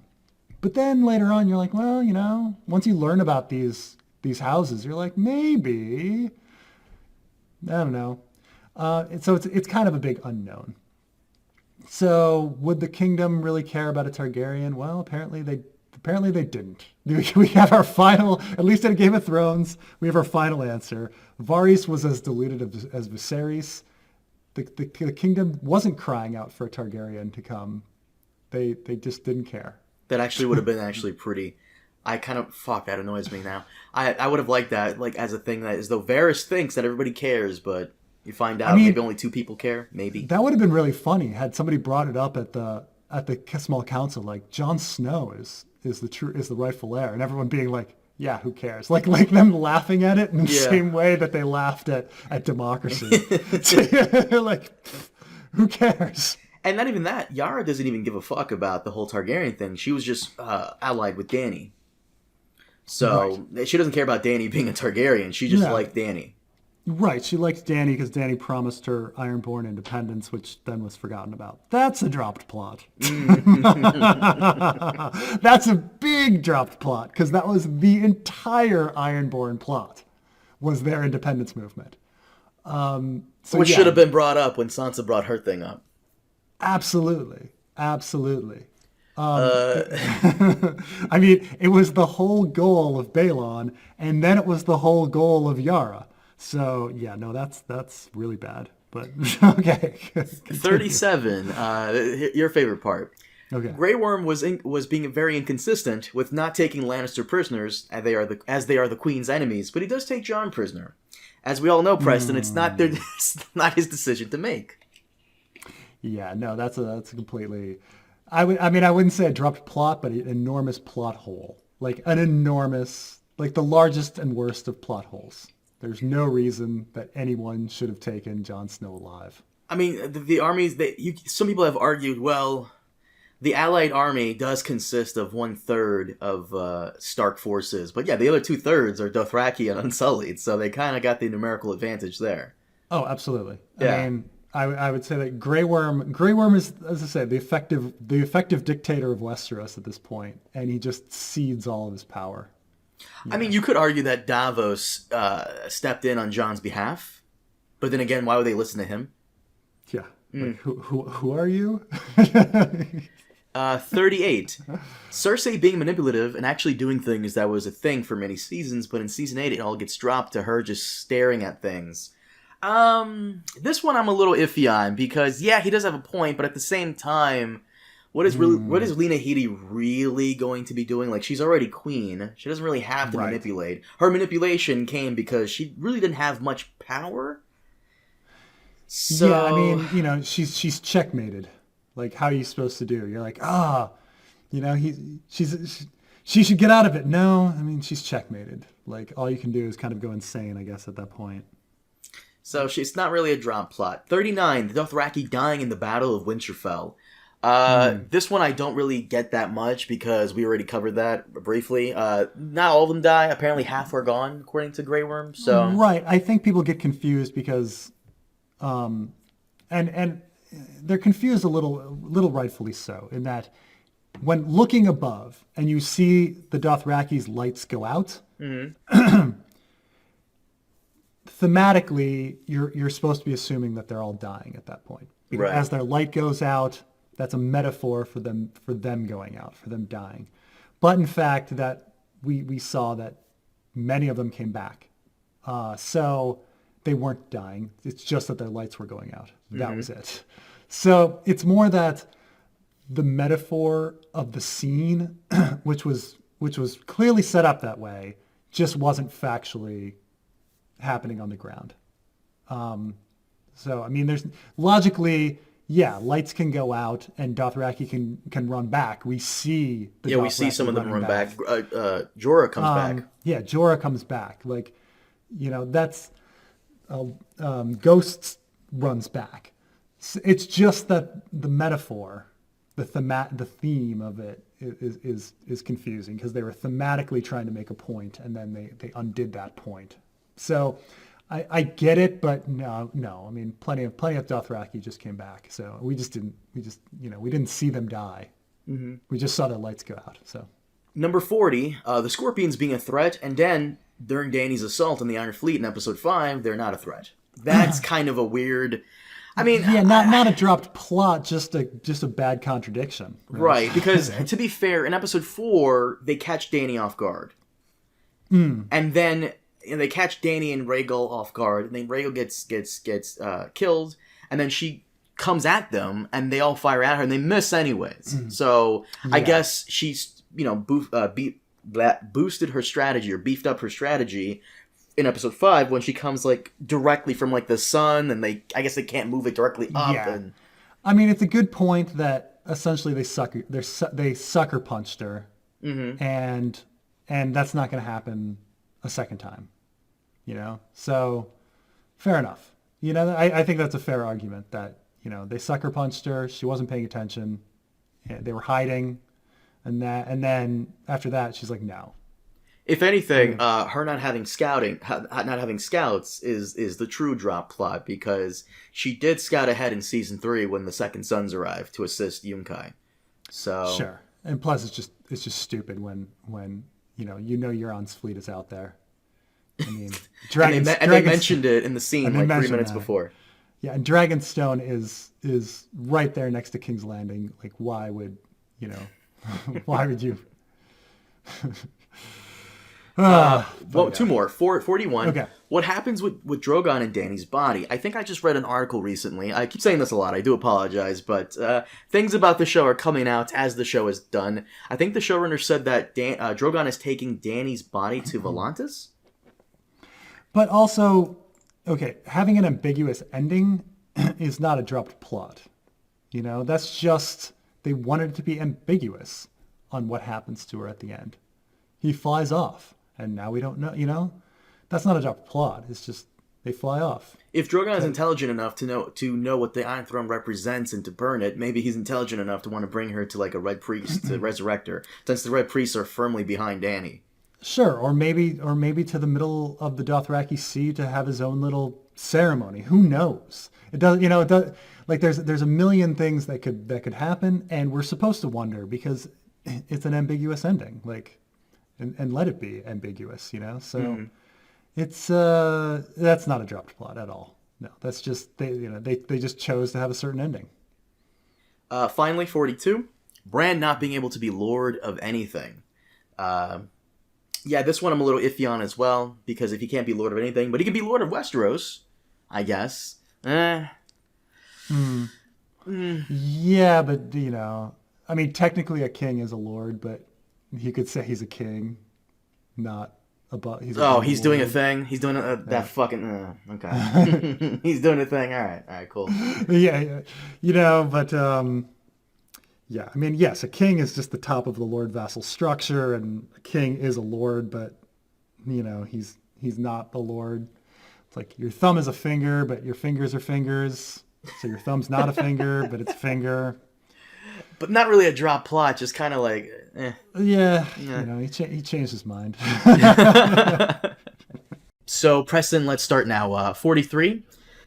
The Warlocks trying to kill Dany in season 2, or actually post season 2 in season 3. They only show up once. They kind of send an assassin after her in the first episode of season 3, and then that never happens ever again. Yeah. I mean, I with the little girl like showing her teeth and the ball with the scorpion inside. Mm-hmm. Yeah. Yeah, I suppose that's a dropped plot, but once you're kind of gone from Karth, like, I guess there's no more need for them. I mean, so in the book, obviously, the Warlocks come after Dany, and they continue, and then they get taken over by Euron, captured by Euron. Most of the characters from the Karth plotline in the books actually go on and serve other purposes. Like Zara on Doxos, doesn't he meet up with Dany and Meereen? He does, and that's very George R. R. Martin to bring back these characters that you thought were gone. I will say that, so in the show had merged a bunch of different plots. So in the book, it's not the Warlocks of Karth who do the assassin's hit on Dany. It's the sorrowful men who are a league of assassins who apologize before they kill somebody. Mm-hmm. And so you just kind of hear about them, and then this guy's like, "Oh, I'm sorry," and tries to kill her, and that's it. And it's odd because they go into all of this detail in the book on Karth, about the various leagues and factions and stuff that exist there, and then Dany leaves, so you don't know if these factions are going to continue on or not. But at least the Warlocks come back, and Zaro comes back, and Quaithe to some extent. And Quaithe to some extent, right? So we'll see if others come back. For instance, the Spice Guild is a faction, the Sorrowful Men, things like this. The 13, things like this. So it does seem more or less like they put a curse on her, like before they died. It's like a last-ditch effort to have her killed. And I guess the curse was just a one-time thing post season 2 with the little girls. So That's mostly what it seemed like to me. So not really dropped, kind of resolved, but eh. Number 44, Sansa being married to Tyrion. They should officially still be married, since they never really went into a divorce proceeding. Tyrion makes a joke about it, and they just kind of laugh it off like it never happened. I wouldn't say this is a drop plot, more as it is explained more so in season 5, when basically the marriage is kind of null and void because Tyrion never consummated it, and there's a whole scene between Yeah, Littlefinger and Roose Bolton about it. To my yeah. understanding, marriage in Westeros is almost like a contract in the sense you get married, it's signed, but it's not really stamped with the official seal unless the consummation happens, which never did happen, so null and void. Yeah, yeah. So the show and the book are very different about marriage. So in the book, even a betrothal is considered a pretty strong contract that's a big deal to break. And so they don't even break that. For instance, Joffrey is really reluctant to break his betrothal to Sansa because he made a promise that he was going to marry this person, and it takes the High Septon to go, no, no, it's fine, and he goes, okay, I guess so.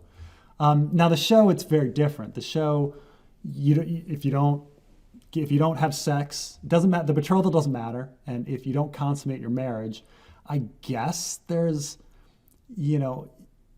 a statute of limitation, or if you get married to somebody else, like it nullifies the original one. Mm-hmm. So, they have the discussion between Bolton and Littlefinger about it, and then there's another discussion between Tyrion and Jon about it, about how it was never consummated, and therefore the wedding went away. So, I think they dealt with it enough. It was just very different from the book plot because it's a very serious book plot, and they just kind of. But, to be fair, they never established in the show that marriage was that big of a deal like they did in the book.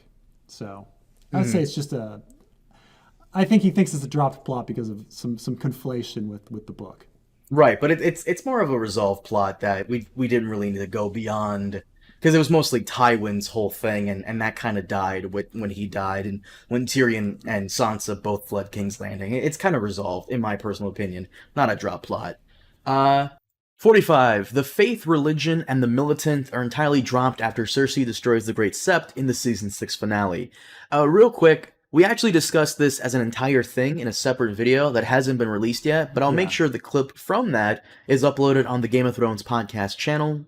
So, once again, link in the description below. Make sure to subscribe and ring the bell for that channel, and check it out. 46. The Lord of Light organization supporting Daenerys is never really touched on beyond preaching her name to the people and kind of occasionally, sending certain people like Kinvara or Melisandre to help her, kinda. But mostly all they really do is just say how awesome she is, and that's pretty much it. They're never really touched on beyond that. Just occasionally preaching the goodwills of Daenerys to the people of Essos.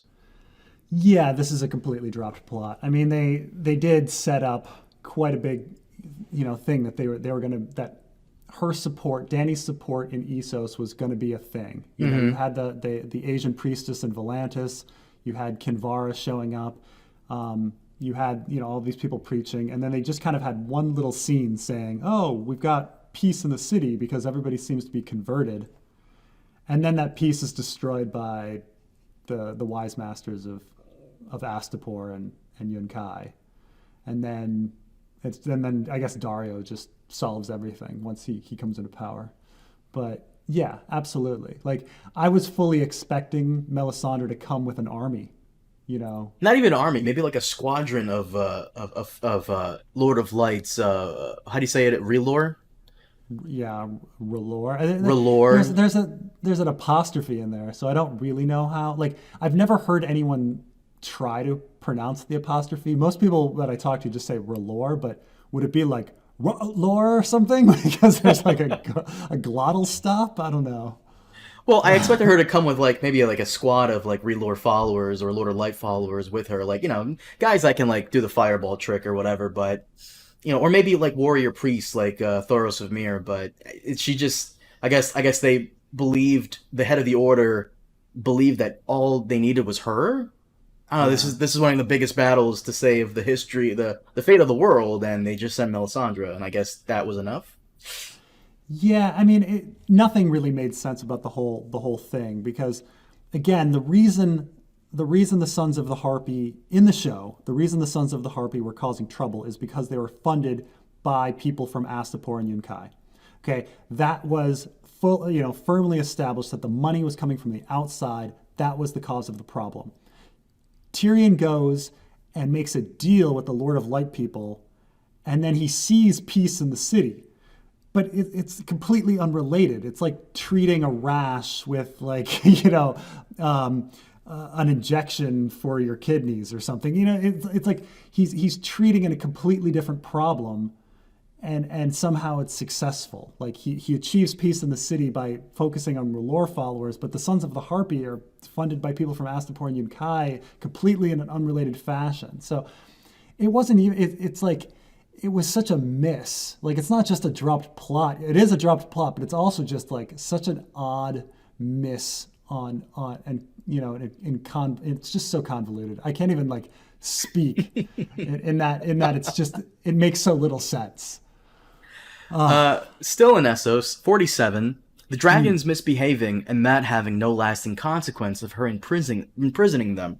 I wouldn't say this is a drop plot. Her dragons were young, and they were, being adolescent children, and, they misbehave, and they had a rebellious stage where they were trying to, just be dragons. And them not listening to her, or her seeming like she has no control, is once again them just being kid dragons who are learning to fly and, roast things alive and hunt and stuff like that. So, as for the lasting consequence of them being imprisoned, I guess I would argue that should have been a thing, but at the same time, you could also argue her bond with them is so strong that maybe they just shrugged it off.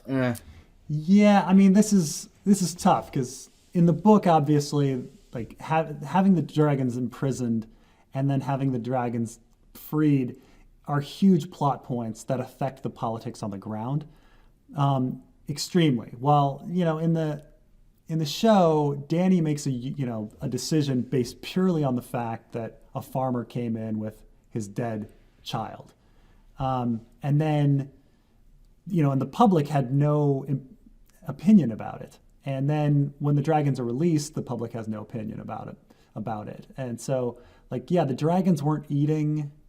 And then it happens again, right? The dragons aren't eating when they make it to the north. It's never really explained why the dragons started acting weird, or why they kind of were fine with Tyrion. So, I mean, they're imprisoned for no reason, and then they get out by just digging a hole in the wall, and there's no real reason for it.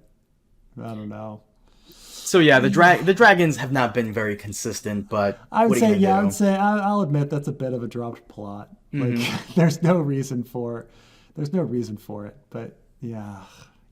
I mean, the showrunners clearly were trying to follow the book a little bit, and then had to resolve everything really quickly. But yeah, oh well. Yeah, that's a bad one. 48. The Faceless Men just disappear from the story after Season 6, especially how they allow Arya to kill one of their own agents, steal some of the faces, and just run off. There's no consequences for her actions in this plotline after she kills the Waif. And quite frankly, I'm inclined to agree that the Faceless Men don't really care about her after she just runs off, especially considering they did enact some form of consequence when she killed Meryn Trent, but they just kind of let her go, unless they plan on killing her later after she's done with the whole season and the series. So yeah, the Faceless Men being they're kind of a drop plot line, and Arya's powers, which we also touched on last time, is also a drop plot as well. Yeah, definitely Arya's powers, considering she only uses them to sneak up on Walder Frey, which isn't that important in the grand scheme of things. Yeah, it's pretty bad. I would say it's more inconsistent. Like they try to wrap it up with him being like, "You finally become no one." Well, how does that make sense at all? But okay. And then she's like, "I'm going home." All right. Like I wish I could even make sense of it thematically, but I can't. because she doesn't really even decide to go home until later when she's with Hot Pie, and he tells her that John is still alive. Mm-hmm. So it's really like, I'm not going home.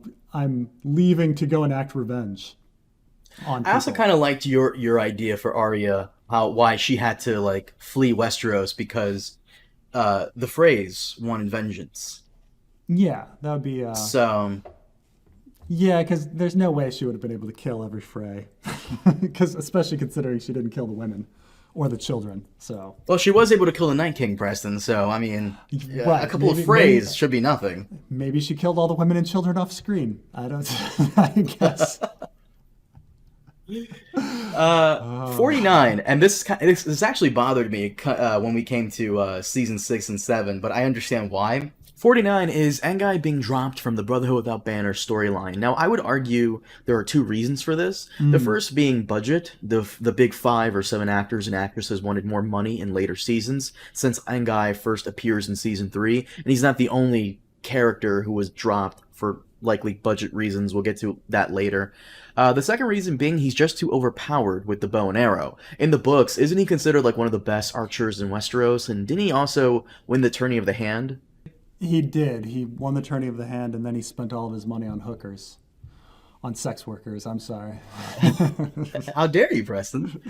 I'm assuming the reason why they also removed him is because he is the best, and had he gone beyond the wall with the Brotherhood Without Banners, the Fellowship of Winter, he probably would have fucked up the Night King. If you give Anguy some Dragonglass tip arrows, he probably could have destroyed everybody. Of course, they are rather inconsistent about the size of the Brotherhood. You know, like how many people are in the Brotherhood Without Banners, because at some point it just drops down to Beric and Thoros, and then it's just Beric, and the rest of them are kind of gone, you know. Didn't most of them die or stay behind in the Riverlands?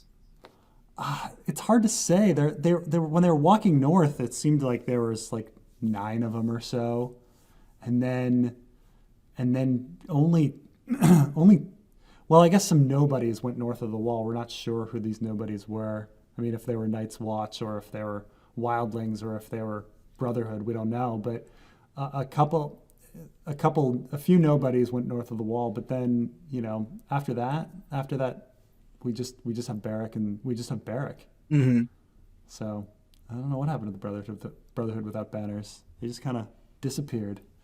Number 50, Salador Sun, which, by the way, is a good name for songs. He kind of just disappears after, I believe it's season 5, where Stannis is able to pay him some amount of money, and Stannis gets his ships. He kind of just disappears after that. Would I say this is a drop plot? I don't know if it's a drop plot. I just feel as though the character kind of overstayed his welcome. But if anything, I would admit that I'm kind of annoyed that we didn't get some resolution with him or some final scene where he says, well, Davos, good luck. It's been nice knowing you. And leaves. They filmed an entire scene where, you know, he's in the bathhouse in Bravos with the sex workers, and then Davos comes in and he's like, we got our money. And Salador Sun's like, oh, okay. Son of a bitch, I'm in. Yeah. And then he disappears. So, I don't know. He gets raptured.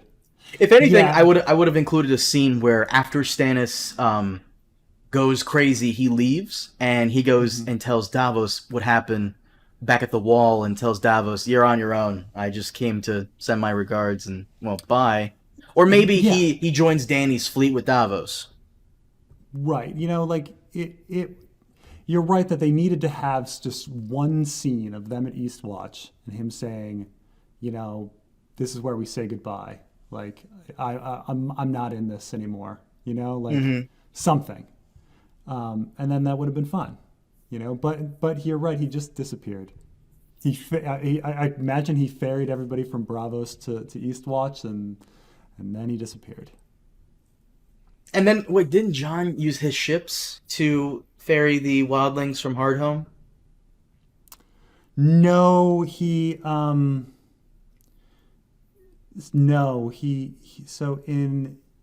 somehow walks back with them. No, he doesn't walk back. He takes the boat. Remember, the Night King is like, are you not entertained? And he's on the boat. Right, but then he's on land. Like, he does take a boat, but I think it's just the Night's Watch boat. Or, and then he, even though he leaves by boat, for some reason he gets off and gets onto land and decides to like walk up to the gates with the wildlings. Could have gone to Eastwatch and then walked, on the safe side of the wall. To Castle Black, but instead he decides to land on And the have that dangerous side dramatic of the stare wall. down with Yeah, and have with a dramatic stare down. with Thorn, Alistair Thorn. Yeah, Elsa Thorne. Yeah, that was really stupid. Once you pointed out, like, fuck, that was memories. Memories. But yeah, that's just no. They just had their own boats. 50. So I would say Salvador-san, kind of a drop plot. 51, you would agree with. The free folk using wargs that suddenly dropped after Arel's death. Yeah, it kind of is, because they make, in season 4, when we meet the Magnar of Fend, he specifically asks what happened to your warg, which implies that the free folk, especially Mance's army, have wargs in them. And yeah, after that, it doesn't seem like any of the free folk even have any wargs left. Yeah, I mean, and I'm trying to think of like the importance of wargs and skin changers. In the book plot, it's important because John is also a skin changer. And so it's like the fact that he feels he's more wildling than Seven Kingdomer. Like that's part of that, the fact that he has this like beast feeling, and he, by meeting other skin changers, he's meeting his kindred, and so in the show they never really explore John's ability to skin change, and so he never really feels kin with someone like Arel. There's no point to Arel having the eagle at all. He just does, right? In the show? Yeah, in the show. In the show, he serves more as a scout. Yeah, and then he's killed. He's killed, yes, because he doesn't trust John. He thinks John is a betrayer, which he is. Right, he is. But there's no plot reason why he, like, Arel specifically needed to be a skin changer. There's no thematic reason that there needs to be skin changers. It's just Arel was a skin changer, and that's it. Yeah. Like I'm saying in the book, like, it's important thematically that skin changers are in the wildlings, and John is a skin changer as well. So it's one of the reasons he feels kinship with the wildlings. And I don't know. We'll see if skin changing also plays part in the plot, as skin changers are at the wall now. So at Castle Black, but there's no reason to even have skin changers in the northern plot. They could have cut Arel, and everything would have been fine. Number 52, Daenerys being able to have children. This question is randomly brought up during the pit meeting in the season 7 finale between Jon and Dany, and then kind of dropped. I agree with him on this one, that Dany being able to have kids would have made her death a bit more painful for Jon, especially since it's alluded that they've had sex multiple times. But there was no point in Jon going into detail with Dany as to whether or not she can have children, especially during the whole meeting with the Lannister forces and King's Landing. So they had to have brought it up for a reason. I agree that this is a dropped plot. I think that what should have been the case is that when they're talking about her legacy, everyone would have said, but wait, she can't have children. There is no legacy. And then it would have been a reason why she shouldn't be the monarch, or why Jon shouldn't marry her. I mean, that should have been the thing, that, oh, you can have no children. There's no one to continue on your legacy. But instead, yeah, it's not really brought up in that sense. Like, or, it could have been brought up as a good thing. Like, yay, she can't have children.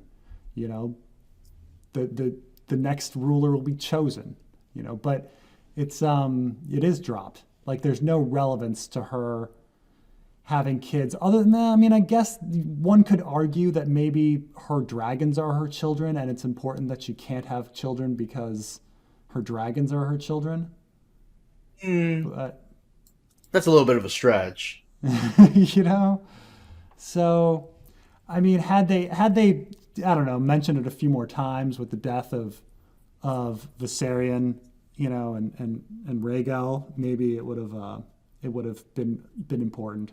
But I Hmm. agree, it's a dropped plot because there's huge political importance to the fact that she can't have kids. Yeah, of course. Especially Yeah. with the whole thing with her and John. Like, I agree with him. It would have made more of a gut punch if, we got a hint that she could, since he did kind of bring it up. Yeah, or it would have been harder. It would have been harder on John if she revealed to him that she was pregnant and he had to kill her anyway. That would have been even worse. Like, oh God, like not only are you my love. See, this is the thing is like they wanted to establish that John and Danny were really in love, and it was a really hard move for him to kill Danny.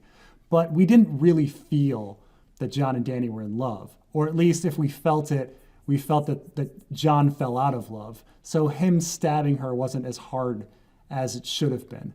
Well, they had that But little date where they flew on dragons that one time. I yeah, mean, yeah. But so, if you want the impact and power of like him killing his true love, it would have been even worse had she been pregnant with his child. Like, had she revealed that to him, like right before getting stabbed, like, oh, this is going to be great, and our child, and he's like, what? You're pregnant? And then he realizes, crap, I've got to kill you and my unborn child. Like that would be a real sacrifice. That'd be pretty powerful. Jesus. Missed opportunities. 53. The concept of winter is just kind of forgotten about. It takes several years for it to even happen, and it's inconsistent in the show. He goes on to cite that the scene where Jaime is leaving King's Landing in the season 7 finale, it's starting to snow, but then later on in season 8, during the meeting between Dany and Cersei's forces, there's no sign of winter at all. He's 100% Yeah, correct about this, and it's something absolutely. almost everyone has complained about, especially since, I don't know if you recall, the White Raven arrived from the Citadel early on in season 2, and Mm, it took Winter a long time to start in the show, especially if we're going by like every season being a year or so. And yeah. he also comments on how whether or not the Night King may be able to control winter or how much winter there is. Like, if there could be any credible argument here, is that maybe the Night King can amplify how strong the winter season can be, but I don't think the Night King can control like the whole weather for most of the planet. I don't know about that. Yeah, I mean the fact that winter felt like worst and most intense during Stannis's drive south, and then it doesn't really feel particularly bad at any point after that. Like you feel like we hit peak winter at the end of what was that, season 6? Season 5. Season Jesus. So we feel we've hit peak winter in season 5, and then we go season 6, season 7, season 8. Yeah, and this It is only gets this. that intense when the Night King shows up and he summons strong winds to counteract the dragons. Yeah, and this is rough because it also contrasts the book where currently in the book winter is so bad, and it's the first day of winter, and we're like, oh my gosh, things are going to get even worse than this. Like, this is the feeling you get. Like, oh my God, things are really bad already. Like, Stannis walked through, for 2 months in a snowstorm, and you felt that snowstorm because you're with Asha. And then all of a sudden, like, you know, yeah, in the show, it just all disappears. You never feel like there's intensity after the Stannis drive. Like, you never feel like it's winter anymore. Yeah, I'd say Yeah. that horrible. Well, he had to sacrifice Shireen, and I guess you could argue the Lord of Light was there, but I would agree that 53, the concept of winter, is kind of dropped very Yeah, quickly after season absolutely. 5. 54, hinting that Rickon may be a warg and being left out altogether. Yes. Mm, We got. I wouldn't say that. Rickon did have green dreams in this show. yes. That was hinted very strongly, but the whole character himself was just dropped completely. after they leave him and Osha in season 3. To be fair, in A Game of Thrones, Sansa and Arya also receive green dreams, but they never really have those again either. So it's a drop plot in the book too. So Arya starts having wolf dreams, but she never really has green dreams again. While both she and Sansa had like weird green dreams back in A Game of Thrones, but oh well.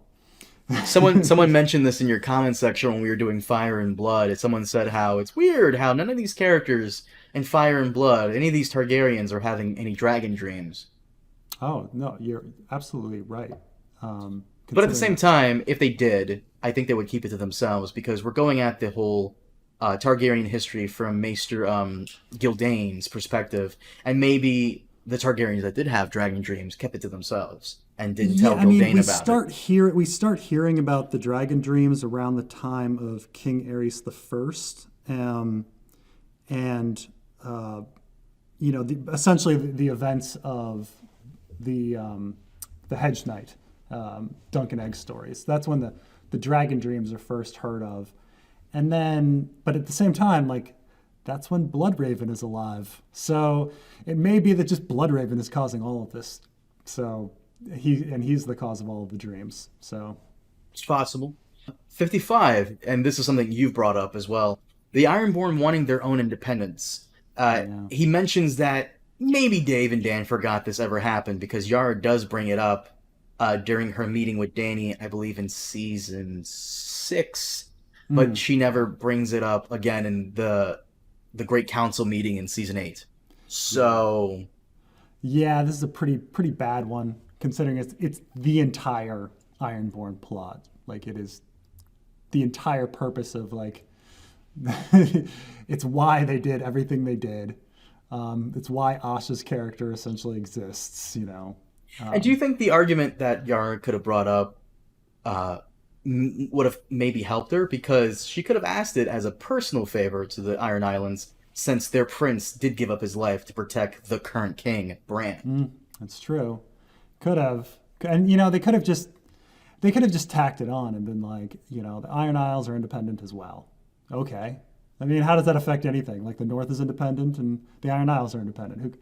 That's not effectively different for me than the Iron Isles not being independent at the end of the movie, at the end of the show.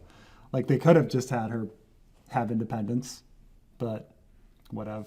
And they could have made her master of ships too, to maybe like give her. I don't think Yara would give a fuck, but still, like, give the Ironborn something to help to, like, make them want to stay in the Seven Kingdoms and not be independent, because their independence could be a problem later on down the line. Yeah, this is a drop plot, of course. I mean, why did Yara sail to Slaver's Bay? Like, why did she join Dany's alliance? Like, that was, well, she was like, what did I do with my life? Oh, man.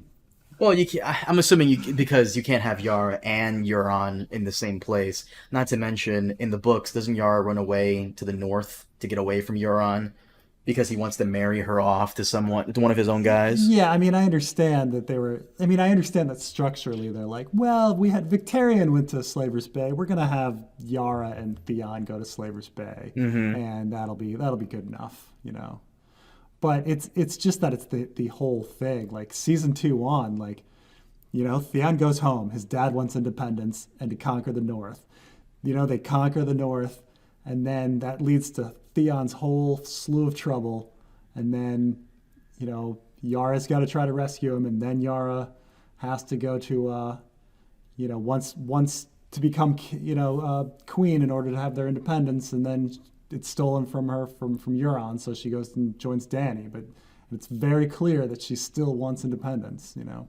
Mm-hmm. So it was the entire plot of the Ironborn, and it was dropped.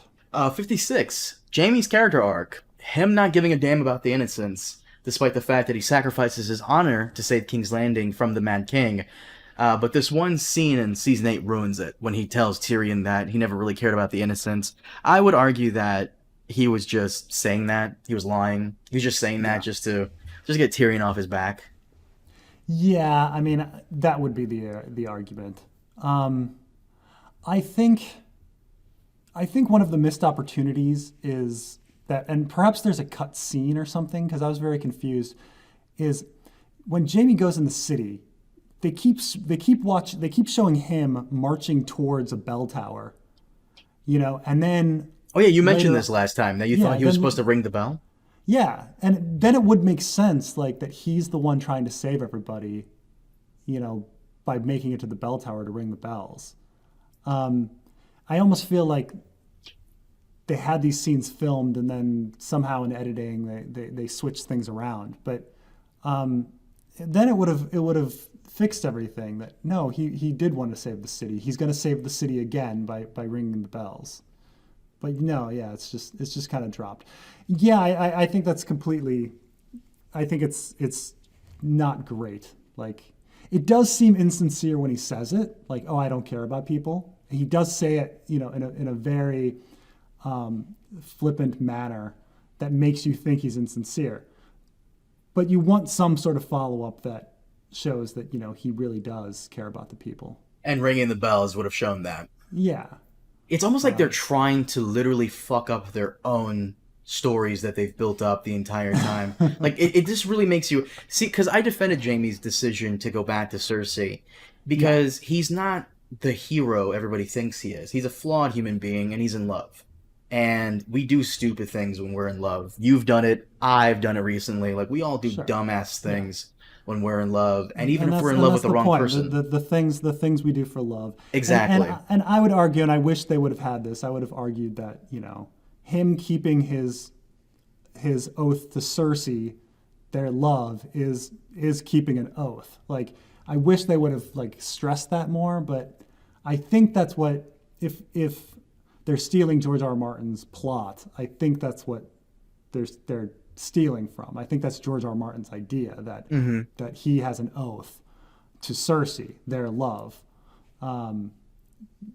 Just because there's previous George R. R. Martin stories that are very focused on this, like Dying of the Light. And so, they could have done that. They could have mentioned that, but still, I'm fine with it even being unsaid that the things we do for love, Jaime's in love with Cersei, he has to go back. That's fine. I'm fine with that. But him not caring about people, I mean, come on. I don't buy that. Yeah, I don't buy that. And maybe that was the intent. So, is this a dropped plot? Jaime's character arc? I don't know about that. I think Jaime was very consistent throughout the entire show. Most of the beyond character development, that aside, I think he was mostly consistent. That's the thing, right? Is he's almost consistent in his inconsistency. Because I remember back in season 3 and 4 when he didn't immediately break up with Cersei like he does in the book, and he sticks around, and everyone is just so confused, and they're like, wait, but Jaime's supposed to have this character arc, and he's not having the character arc. Yeah, Jaime never had the character arc in the show. That's fine. That's fine. He was always an inconsistent. He was always on Cersei's side. He never really broke up with her. He broke up with her for a second in the show, But that's fine. He didn't have the character arc. But I guess they never. If they never established the plot in the first place, you can't drop it. I guess. But also at the same time, people always cite his journey in season 3 with Brienne. This is kind of reminds me of what happens with Jaime in the third book. We kind of get to see a more deeper side of him. In the first and second seasons, he's a jerk through and through. Mm-hmm. But in season 3 is when we really get to see who he is, just like in the third book. Mm-hmm. And just because we get to see his side of the situation, what happened during the Mad King's final days, doesn't change the fact that he's still a flawed human being who's deeply in love with a horrible person, and he's going to make horrible decisions to be with that person. Yeah, I mean, the thing is Jaime killing the Mad King in order to stop the death of 1 million people. almost anyone would have done that. Like, you're talking about 1 million people. Like that makes it, had he let the 1 million people burn, he would have been a really horrible person. And wouldn't he have burned himself? That's true. Yes.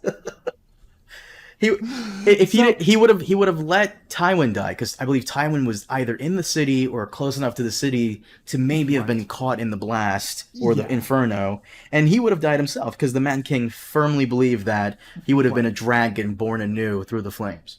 So making Jaime into this like hero, no, yeah, he's a hero in the sense that he saved everybody, but yeah, like everybody would have saved, like everybody would have done the same thing.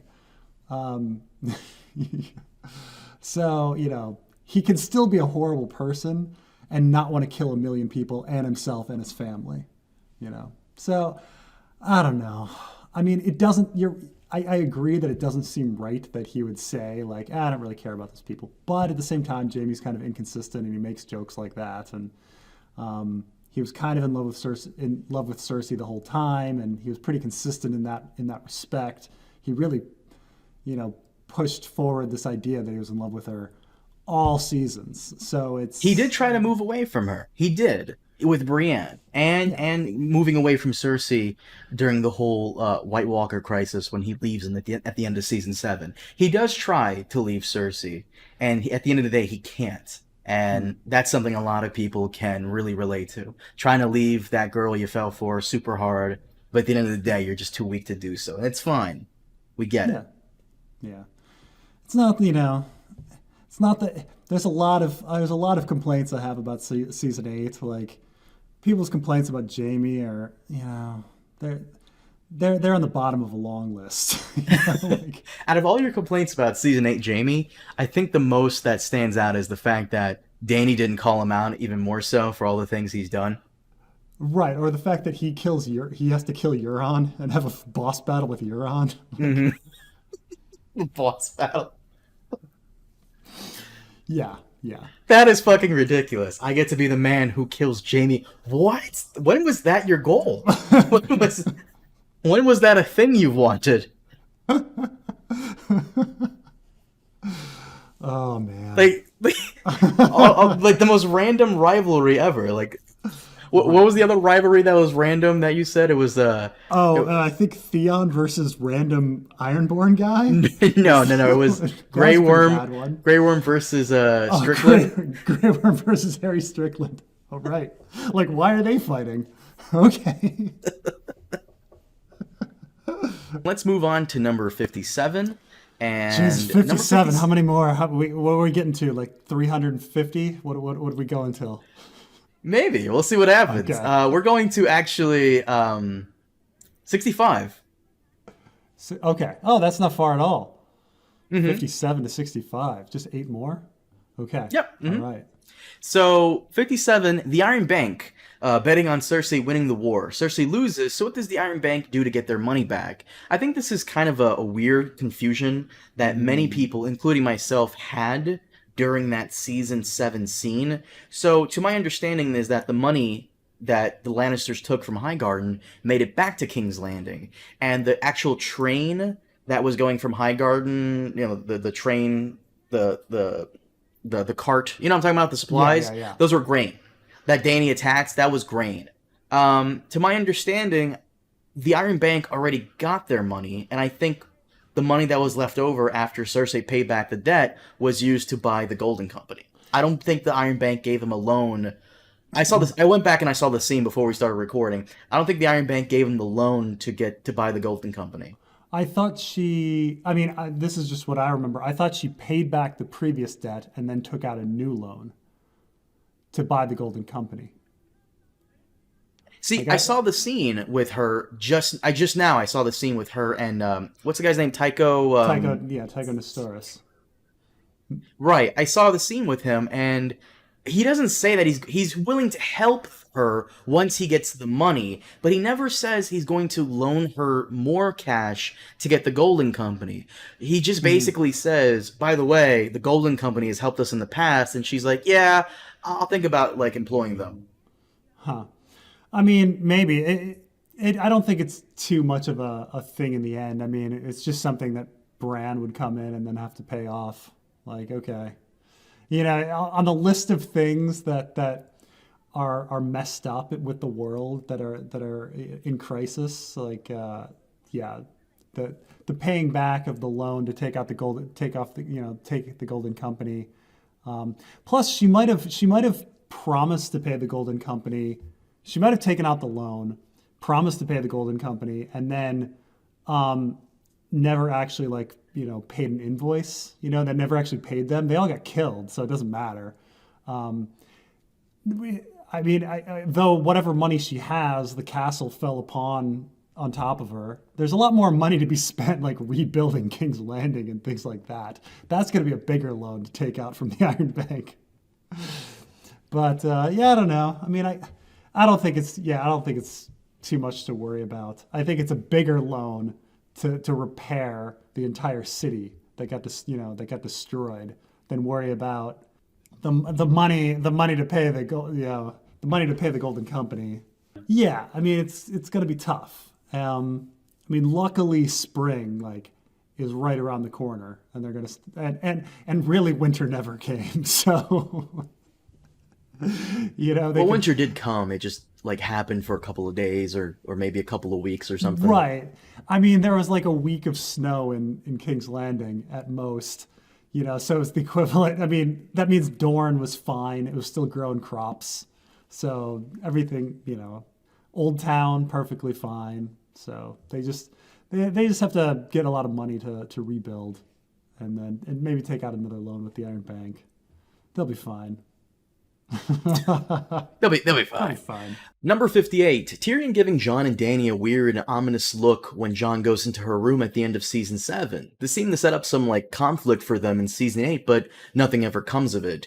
This is something everybody pointed out, that Tyrion is just giving them a weird stare, and come season 8, he's just cool with it.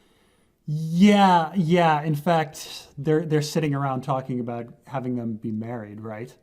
The only ominous look of oh man, this is going to be trouble would be after Jon's birthright is discovered. Before that, there's no trouble at all, right? At the beginning of the season, they're all completely tickled pink that Jon and Dany, the King of the North and the Queen of the of the Seven Kingdoms would get married and there would be peace. They're tickled pink about that idea, and Tyrion giving an ominous look on the boat. I guess we just have to accept it's from him being in love with Dany, and then he kind of gets over it. See, you keep making this assumption that he's in love with her. I don't think he's in love with her. I think he loves her, like how you love your brother. You're not in love with your brother, but you love your brother. I think he's in love with the idea of what she was or what she could have been. Yeah, I mean, it's a little ambiguous because he does say oh, I loved her, and then he says not as thoroughly or as successfully as you. And obviously it's not that he might not be conflating the different types of love, but if he is in that statement, he's doing that. So I think some people took that line of Tyrion admitting that he was actually in love with Dany as well. But I don't know. It's an ambiguous line, so who knows? Oh, and before we move on, so the Iron Bank, is that a drop plot line? I think it's just resolved. I would say it was fairly resolved. I mean, the Iron Bank in general is one of those plot lines that I'm really surprised they didn't drop. They kept bringing it up every season, and then they finally did something with it, and she paid the loan back, and then got the Golden Company, and then the Golden Company was killed. Do they have to pay back that loan? Well, sure, maybe if there wasn't an additional loan, as you said, but. I think it's just I wouldn't say resolved. It's just I don't think it's really worth mentioning. Paying back Cersei's final loan if it exists. You didn't think it existed. I thought maybe it did, but we'll see. But I thought it was. See, I remember making fun of the season and being like, "This is really weird that they have her pay back a loan and then immediately take out the loan again. Like, why were they in such a rush to get the money like paid if they're just going to loan it out again? Like, you know, they'd be back at the same number, you know, but I don't know. And Tyrion giving Dany and Jon that unapproving look at the end of season 7, drop plot or? Yeah, I do think it's really weird. I do think it's really weird. I guess it's dropped. Yeah. I mean, we would have to assume that somehow Tyrion was in love with Dany and then got over it. But again, like there's nothing in the plot that or show that shows him getting over it or being fine with that. So yeah, I'd definitely say it's a drop plot. Like he gave an ominous look, like this is going to be trouble. I believe it's going to be trouble, and then the next season he's completely fine with it. He's actually happy about it. Well, it would have made more sense if Tyrion actually found out about Jon's true parentage before he gave them that ominous look. Yeah. That would have made more sense, because Bran and Sam find out about it around the season 7 finale. If Tyrion was there, that would have made more sense. Yeah, it's true. 59, Benjen Stark is a drop plot. An incredibly interesting character that is undead, yet on the side of the living, but is only there briefly to save Bran and Jon, and that's it. So I wouldn't say Benjen is a drop plot per se, but I would argue that his conclusion was very unsatisfying. Yeah, I mean, everybody kind of says that it was shoehorned in. Like, they did resolve it, but it's just like, really? Like, you bring Jon back only to have Benjen come out and save him at the last minute to have Benjen killed. It was completely shoehorned in. It wasn't a very fitting resolution. Like, Jon never gets to talk to his uncle after searching for him for years. You know, Bran gets to talk to him, even though that Bran wasn't the one that was obsessed with finding him. You know, so yeah, I would say it's just a weird shoehorned in, too quick resolution for Benjen. We never really find out the deal with him and, you know, what his powers were, or his relationship with the children of the forest and the three-eyed raven, or any of that. But you know, just shows up to immediately get killed. Yeah, that was. I once again, not a drop plot. It's concluded. He comes back just briefly. Concluded poorly, you know. Very, yeah. Just like the Blackfish, concluded very poorly. Yeah. Number 60, The Horn of Winter. It's briefly shown in the show, but it's more relevant in the books than it is in the show, and there's no point in even bringing it to the show if nothing ever comes of it. So here's where I'll defend the show on this point. There's a point in time where the show is allowed to show us or give us Easter eggs from the book, and this is really what it is. It's that season 2 scene where Gren and Sam find the dragonglass daggers and the horn. Yeah. At the Fist of the First Men. Yeah, it's definitely more of an Easter egg, because what he does is he takes the horn and he tips it over, and what slides out of it is dragonglass. And the dragonglass is relevant to the plot. And if I remember correctly, the Horn of Winter in the books that Mance says he found is this like gigantic, huge thing. Yeah, so I mean, we've got two supposed horns of winter, right? You've got the horn that Mance finds in a giant's grave, and that he's using as a legend to unite the wildlings together, to convince them to fight against the Night's Watch, and he later uses it to bluff against the Night's Watch, claiming that, you know, I can totally like knock down your wall. So he's got these, you know, he has this like power resides where people think it resides, so he invents this like fake item, and to bind people, and then it turns out it was nothing, and Melisandre burns it in the end. And then you've got Sam like finding a horn, or Ghost finds the horn, and eventually Jon gives the horn to Sam. So that horn, other fans think it might be the Horn of Winter. And that's what I'm going to assume it was, a nice little Easter egg the showrunners put in there for, like, book fans. We've seen instances of this before, mostly with characters. One that comes to mind off the top of my head is Lothar Brun gets a brief mention in the beginning of season 2, or Lemoncloak in season 6, the Brotherhood members that come to Septon Ray's village and burn it down. So we do get Easter eggs from time to time here and there, and yeah. Yeah, that's what I would say as well. That just the show never built it up. The show never built up the Horn of Winter. Number 61, Oberyn's other children. He mentions them, but they never show up. Would have been cool if the new Prince of Dorne was Oberyn's son. I agree on how it would have been cool to see one of Oberyn's children show up at the Great Council meeting in Season 8, but this really does feel like a throwaway line, especially since Sam's Citadel plotline was, like, highly condensed into a few episodes of him doing nothing. Or of it, like... Don't you have, like, a theory that, like, in Winds of Winter, like, Sam's plotline will involve, like, the impending Ironborn invasion, mysterious faceless men assassins, and, like, Sorella Sand, and the Brave Companions. Yeah. The Brave Companions, yeah. Yeah. So, I mean, I don't know how he's going to resolve it all, but there's a lot of stuff going on in Old Town all at once.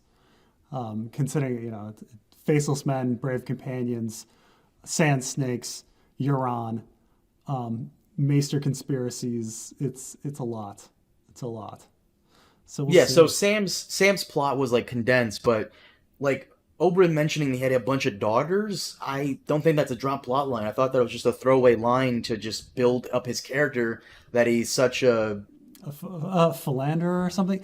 Yeah, but I mean the scene where he does it, he's using it to connect with Cersei, and he meant about parenthood, and so he mentions that he has eight daughters.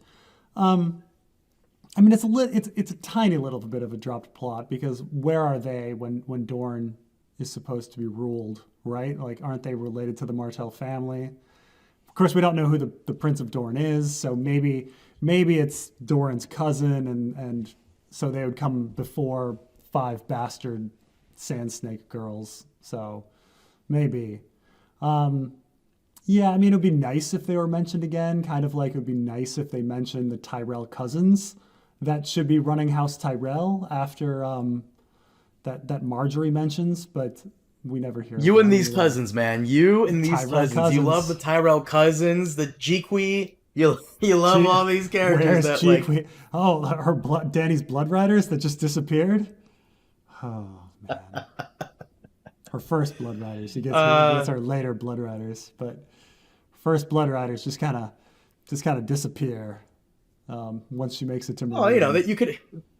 They were there in season 5, guarding her at the great fighting pits, but I don't remember seeing them post season 5. So you can argue they just fell in with the other Dothraki. Yeah, I mean probably, but you know, like I say, it was really silly that they sent off Jorah and Daario on their own into the Dothraki Sea to find Dany without Dothraki. Like, oh, you just know you know, like somebody that might be good at tracking in the Dothraki Sea, who knows how to get to Vastoth Rock. Oh well. But Oberyn's other children, I disagree with you. I don't think it's a drawn plot. I just think it's just, once again, maybe an Easter egg. I don't feel like there was enough of it to be you know, a plot. But you do. I mean, obviously, you know, as book fans, we think of Oberyn's other children as being very relevant. But you know, were they ever built up in the show? They had one line. They're bastards. They wouldn't necessarily inherit. So maybe it's just that we're so conditioned to the book, because they're the 5 other Sand Snakes are so important in the book, especially Sorella Sand and Elia.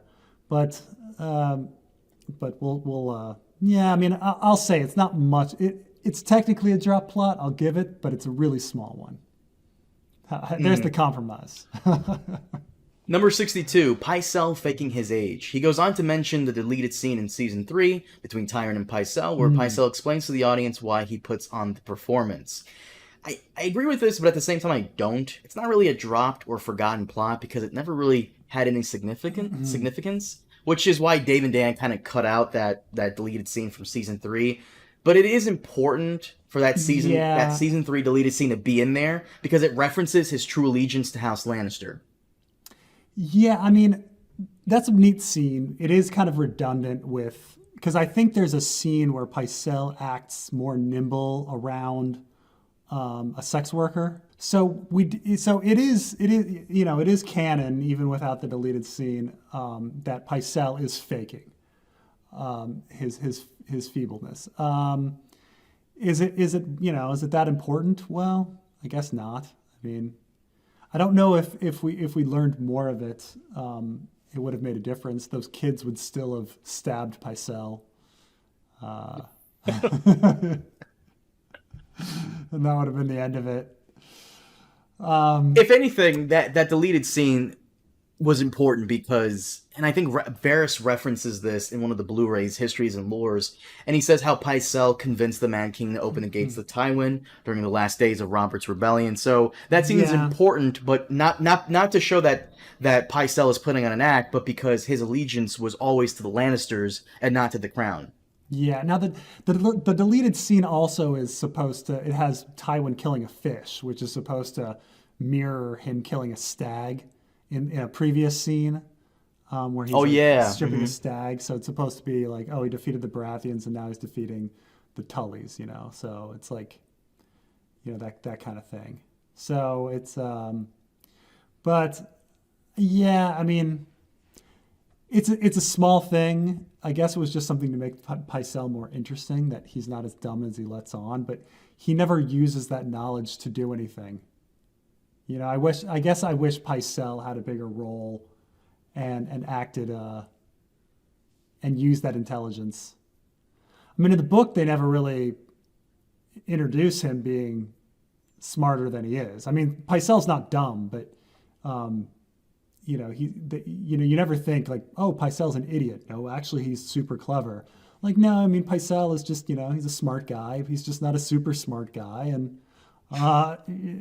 it's not, there's no twist. So I guess it is a little weird that they introduced this idea that he's faking, and then it never plays any role.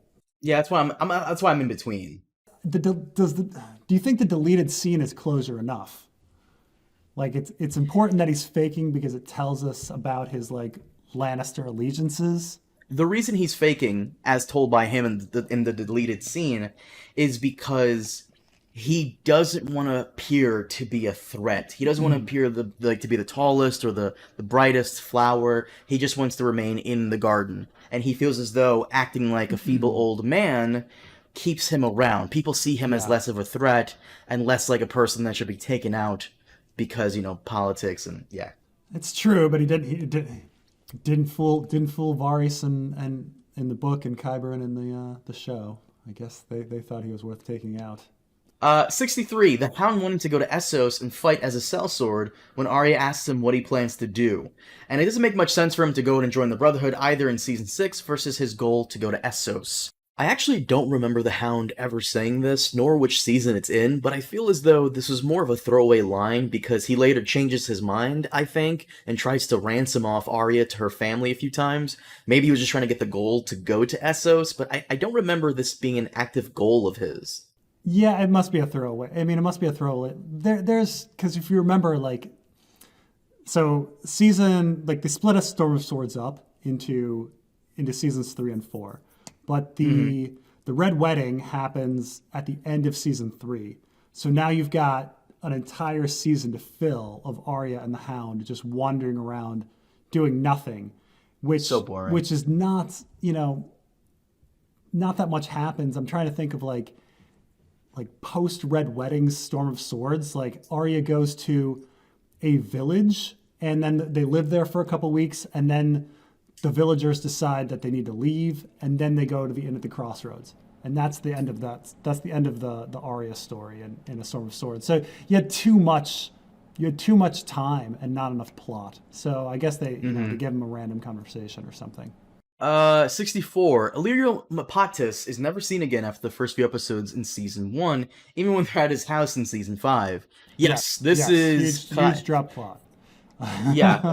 He's just another victim, in my opinion, of placing the budget elsewhere. Characters that appear should have reappeared in later seasons, like Great John Umber and Ungai, are also left out, likely due to budget restraints. I feel like Great John Umber was fairly, prominent in season 1. Like, he appears quite a few times. Yeah, absolutely. They make him into a much bigger role than he has in the book.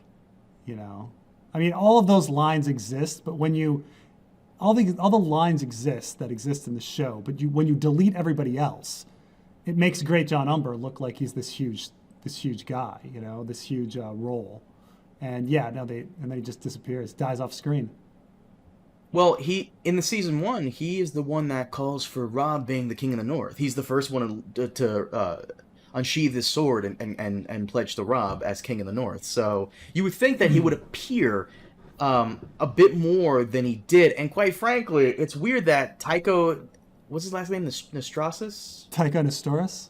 Nestoris, thank you. I'm sorry. It's weird that Tycho Nestoris has a bigger presence in the show than Great John Umber, who is one of the major lords in the North. The House Umber is later play somewhat of a more bigger role when we see them in season 6 going up against Jon and his forces. So, if anything, I would like to have seen him die in season 3 during the Red Wedding, if anything. I mean, that short-haired servant of Cersei has a bigger role than Great John Umber. I mean, a lot of people have a greater role than Great John Umber. Roz. Greater role or more screen time? More screen time, you know. I mean, yeah, that Great John Umber is very important in season 1, and then, you know, he's never heard from again. Killed off screen. Killed off screen.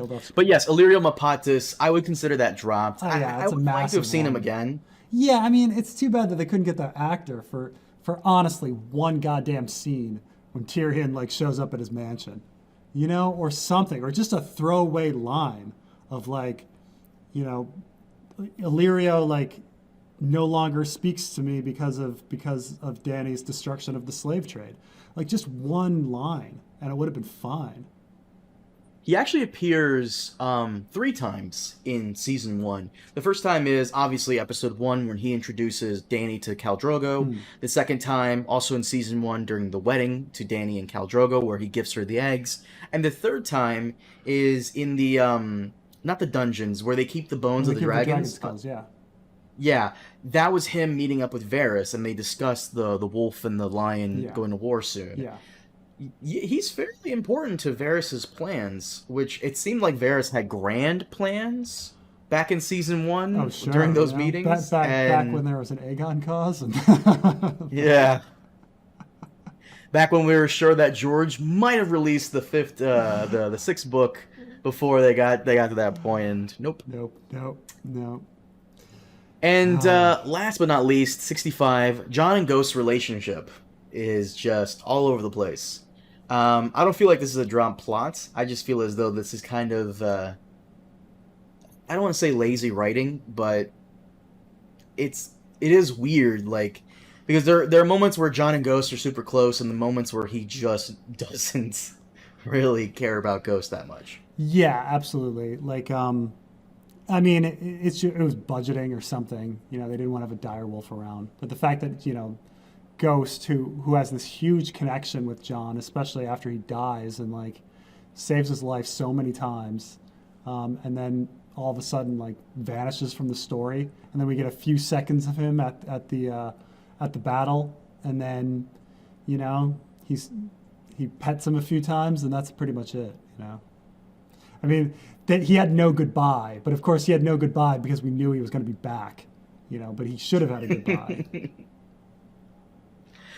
Yeah, it's weird. A lot of the direwolves, as time goes on, really kind of play more of a background role than they should have. I think the only direwolf that really took precedence was Rob's direwolf, who went with him into battle constantly, though we never see it, but we're told that it happens.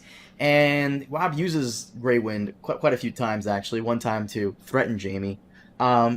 Jon uses Ghost a couple of times too, but you would think, you know, the Starks would be a bit more closer to their wolves than that. Right. I mean, obviously, you know, we don't get the book Jon either, who can actually, you know, skin change him and has a telepathic connection to him. You know, they only explore that with Bran. So, and Summer. I mean, I guess if there's a wolf that was done dirty, it's Summer. You know. Doesn't Summer get killed? Right? Remember, what happened to Summer again in season 6? Doesn't she get? Doesn't She Summer get she killed? jumps out like when the White Walkers are attacking the Three-Eyed Raven's cave. He jumps out for a second, and then he's surrounded by undead, and then we assume that she's ripped apart. Oh yeah, that's right. Wow, that wolf was done dirty. Holy Yeah. fuck. Jesus, but yes, that is all we have for right now, unless Supercuts decides to make another video. I do enjoy discussing these, and I hope I wasn't ripping on his choices too much. But I definitely check out his channel. Very entertaining guy. Preston, thank you so much for joining me on these. Anytime, anytime. Preston, when is Winds of Winter coming out? Because I know they put out a Winds of Winter website. What's going on with that? I have a Winds of Winter website, but I mean Winds of Winter. Preston, I was doing a thing. Come on, I was doing a thing. Yeah. No, I have windsofwinter.com, but we'll keep mentioning it. I need to start editing it, doing something with it. It's just kind of sitting there. But honestly, what you have here so far is actually pretty cool. You need to update the Mercy one. Yeah, I do. Yeah. Yeah, but I guess it's supposedly July. We're gonna get an announcement, but I doubt it. I really doubt it. Really, July? That seems so far away. But then again, time moves by so quickly. Didn't he say he was supposed to have it at like New Zealand Con or something like that? Right, which is the end of July. Oh. Right. Oh. So his statement was like, "Oh, I'm totally gonna have it by the time I go to New Zealand Con, and if I don't, you have every right to like kidnap me and like make me, write." He'll have it in his hands at New Zealand Con. He needs to like hire some good security because I feel like people would have rushed the stage and try to steal it from him. Now, granted, even if he had it, it would still need to be edited and printed and things like that, and that would take 6 months or more. So we'd still have a lot of time. But I don't know. Will he have it in his hands by the end of July? I wouldn't bet on it. With how much Game of Thrones leaked during its production, like story points and stuff like that, it would kind of annoy me if like George finished the book and then gave it to his editor, and one of his editors like told certain piece of information to someone they knew, and that person leaked it on like the Reddit forums and stuff, because I'm really kind of getting sick of the leaks, and I really don't want this book, any details of it whatsoever, to be leaked. Even though he did release some chapters here and there, that's fine, but I want to like kind of go in completely in the dark, and not know what's about to happen because some dipshit decides he wants 5 minutes of fame on Reddit and leaks it on there. Yeah, I don't think things will be leaked. I mean, one thing is like there's many fewer people involved with publishing a book than producing a show. I mean, you're going to have one editor, maybe two, who's going to read that book, read that manuscript and make corrections.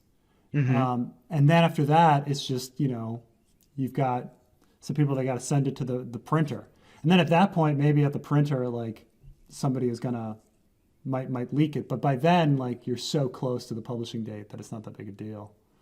I mean, do you remember if spoilers for Harry Potter, like it came out when it was getting published?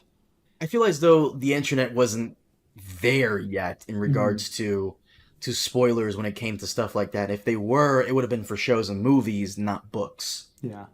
And I'm probably going to get a lot of flack for saying this, but I feel as though Game of Thrones is more popular right now than Harry Potter is. I think at its height, Thrones was way more popular than Harry Potter was at its own height. But I also think Potter has made more money since it can be marketed towards kids, whereas Thrones is usually aimed at a more of an adult audience.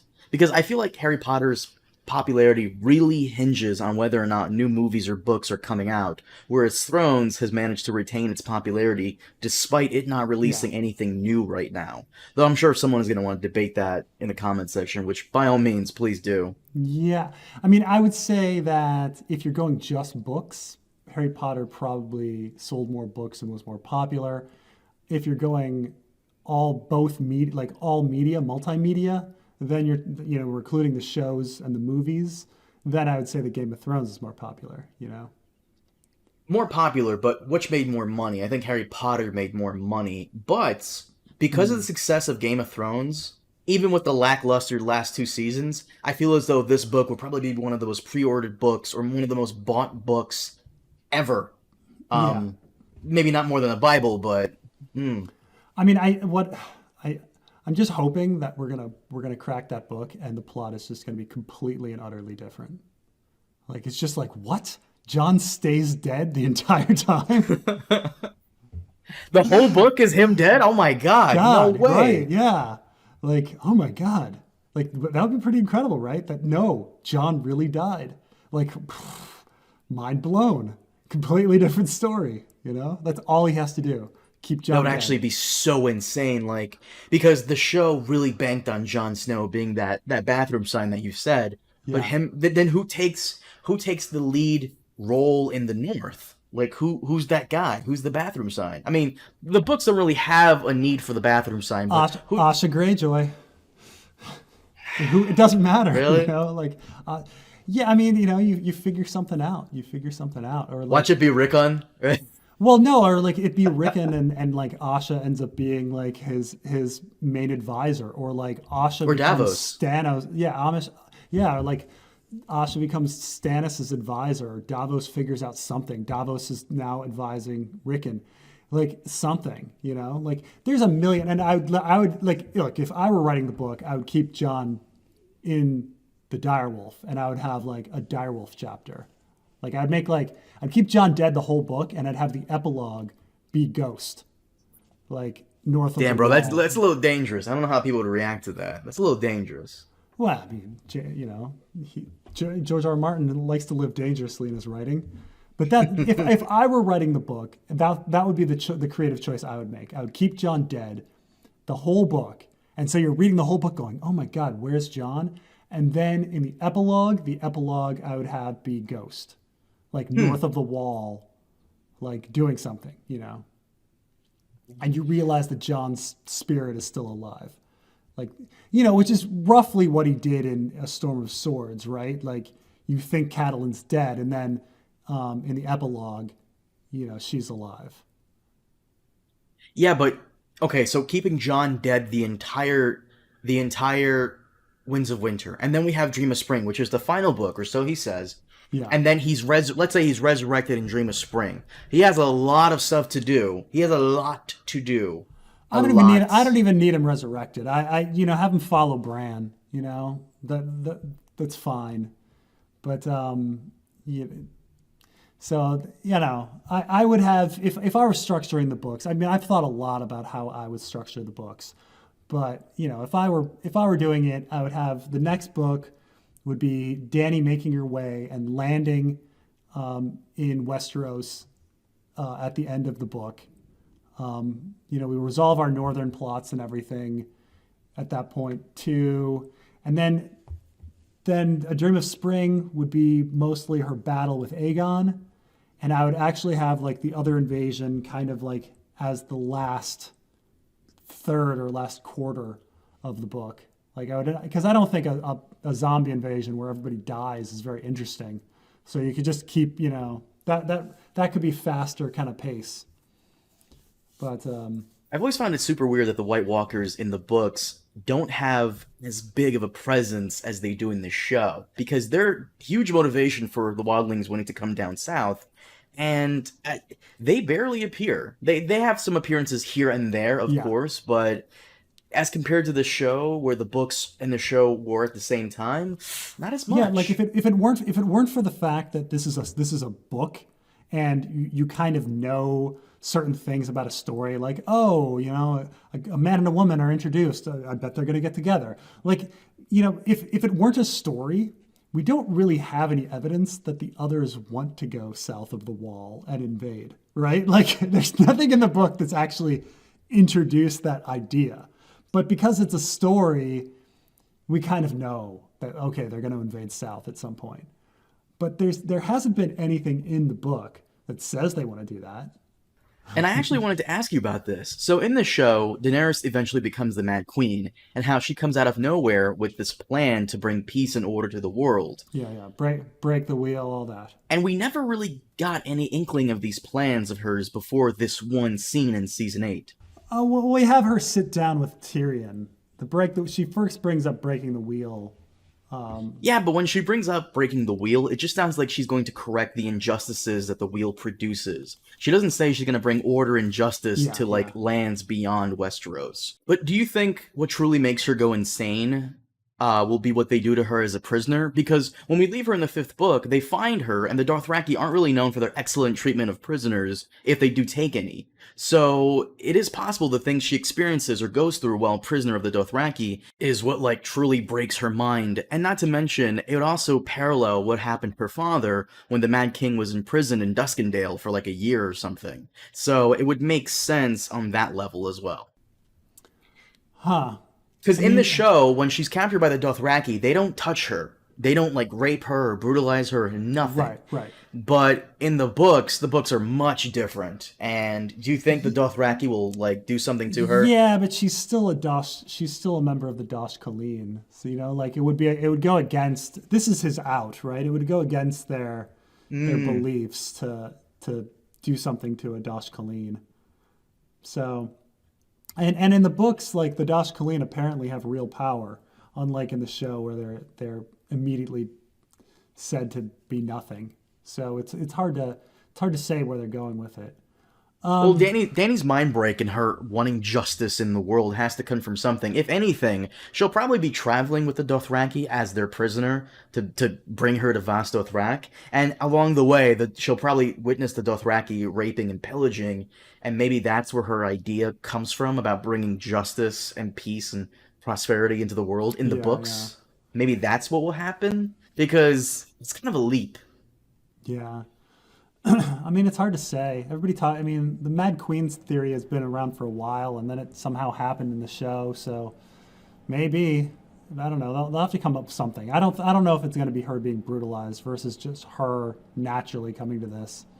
I mean, she did kill all those slavers in Astapor, and above the age of 12. So. And I also wonder, because the Dothraki charging into the White Walkers, that was such a huge death sentence to them. And I always wonder, did Dany ever harbor hatred against the Dothraki? Did she ever just see them as tools of war and that was it? She had no compassion towards them? If anything, she'll probably what she'll go through in Winds of Winter in Dothraki captivity will probably change her mind or make her hate the Dothraki. Just seeing them and how they truly are. There's a few things that happened in season 8 that just smelled like George R. R. Martin.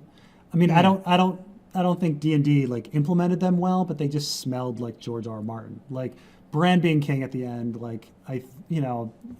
kind of something that's been predicted before. But that's one thing. Tyrion's speech about stories, which as stupid as it was, it definitely felt like George R. R. Martin. Sam talking about true death being when everyone forgets you and all of that, and what the Night King wants, that felt like George R. R. Martin. A white dragon, a dead dragon, felt like George R. R. Martin. Would D&D really have the balls to be yeah, let's do an undead dragon? You think that's their idea, So.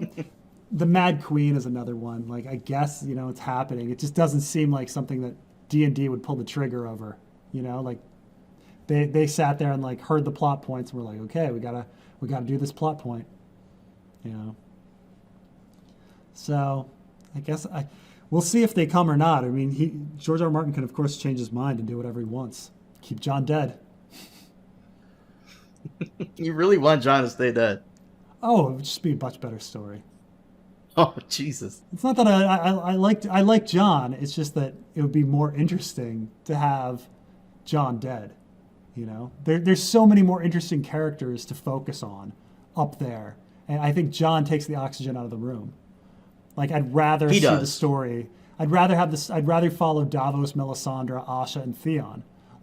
like they're in the north. Like I'd rather follow them than follow Jon. My idea, my dream for season 6 onwards Your was to dream have for kept spring. my dream for season 6 onwards. What I would have done was kept Jon dead for a good chunk of the season and have Sansa kind of take over, have her be the Yeah. negotiator, have her be, the kingmaker, have her just maneuver around chess pieces on the board like Littlefinger taught her, or how she learned from Cersei to manipulate and just maneuver around people, going to each northern house and just convincing them to rise against the Boltons. And maybe then after a while Jon gets resurrected, or maybe comes out of his coma after Melisandre tries to resurrect him. Yeah. And I wanted a good chunk of season 6 to be in the northern storyline to be Sansa centric, because she barely did anything throughout the entire series besides get brutalized and fucked with. That would have been incredible. That would have been a much better story had it just been like Sansa arrives at the wall, and Davos is there and Brienne is there, and then they kind of start advising her and like, well, I've got nothing to do. Like, I guess let's take let's take the north, and then it would explain it better. Like Jon becoming a warmonger and wanting to take Ramsay Bolton out is kind of, I mean, I guess they needed Rickon back to do that, but it made more sense if it was Sansa, because Jon was so focused on the White Walkers. So if you have Sansa do that, go to the wall, get wildlings, get forces, rally the North. Yeah, that would have been a much better plot. And there had to have been a reason for her to go through all the bullshit she went through throughout all the other seasons. Being fucked with by Cersei, being moved around like a chess piece on the board by Littlefinger, the insanity she had to go through with Joffrey, and then later her Aunt Lysa. And it's just, there had to have been a purpose and a reason for all of that to have happened, and it kind of doesn't really go anywhere. We just get one throwaway line in season 8 where she goes, I think it was season 8 or season 7, where she references things she's learned from Cersei, and it Yeah. just doesn't really. Yeah, things she learned from Cersei off screen. Yeah. Yeah. But personally, I'm sorry, we went on for way too long about all this. No Thank worries, you. no worries. Thank you so much for joining us. Guys, thank you for joining us as well. And as always, we'll see you next time. Have a good one.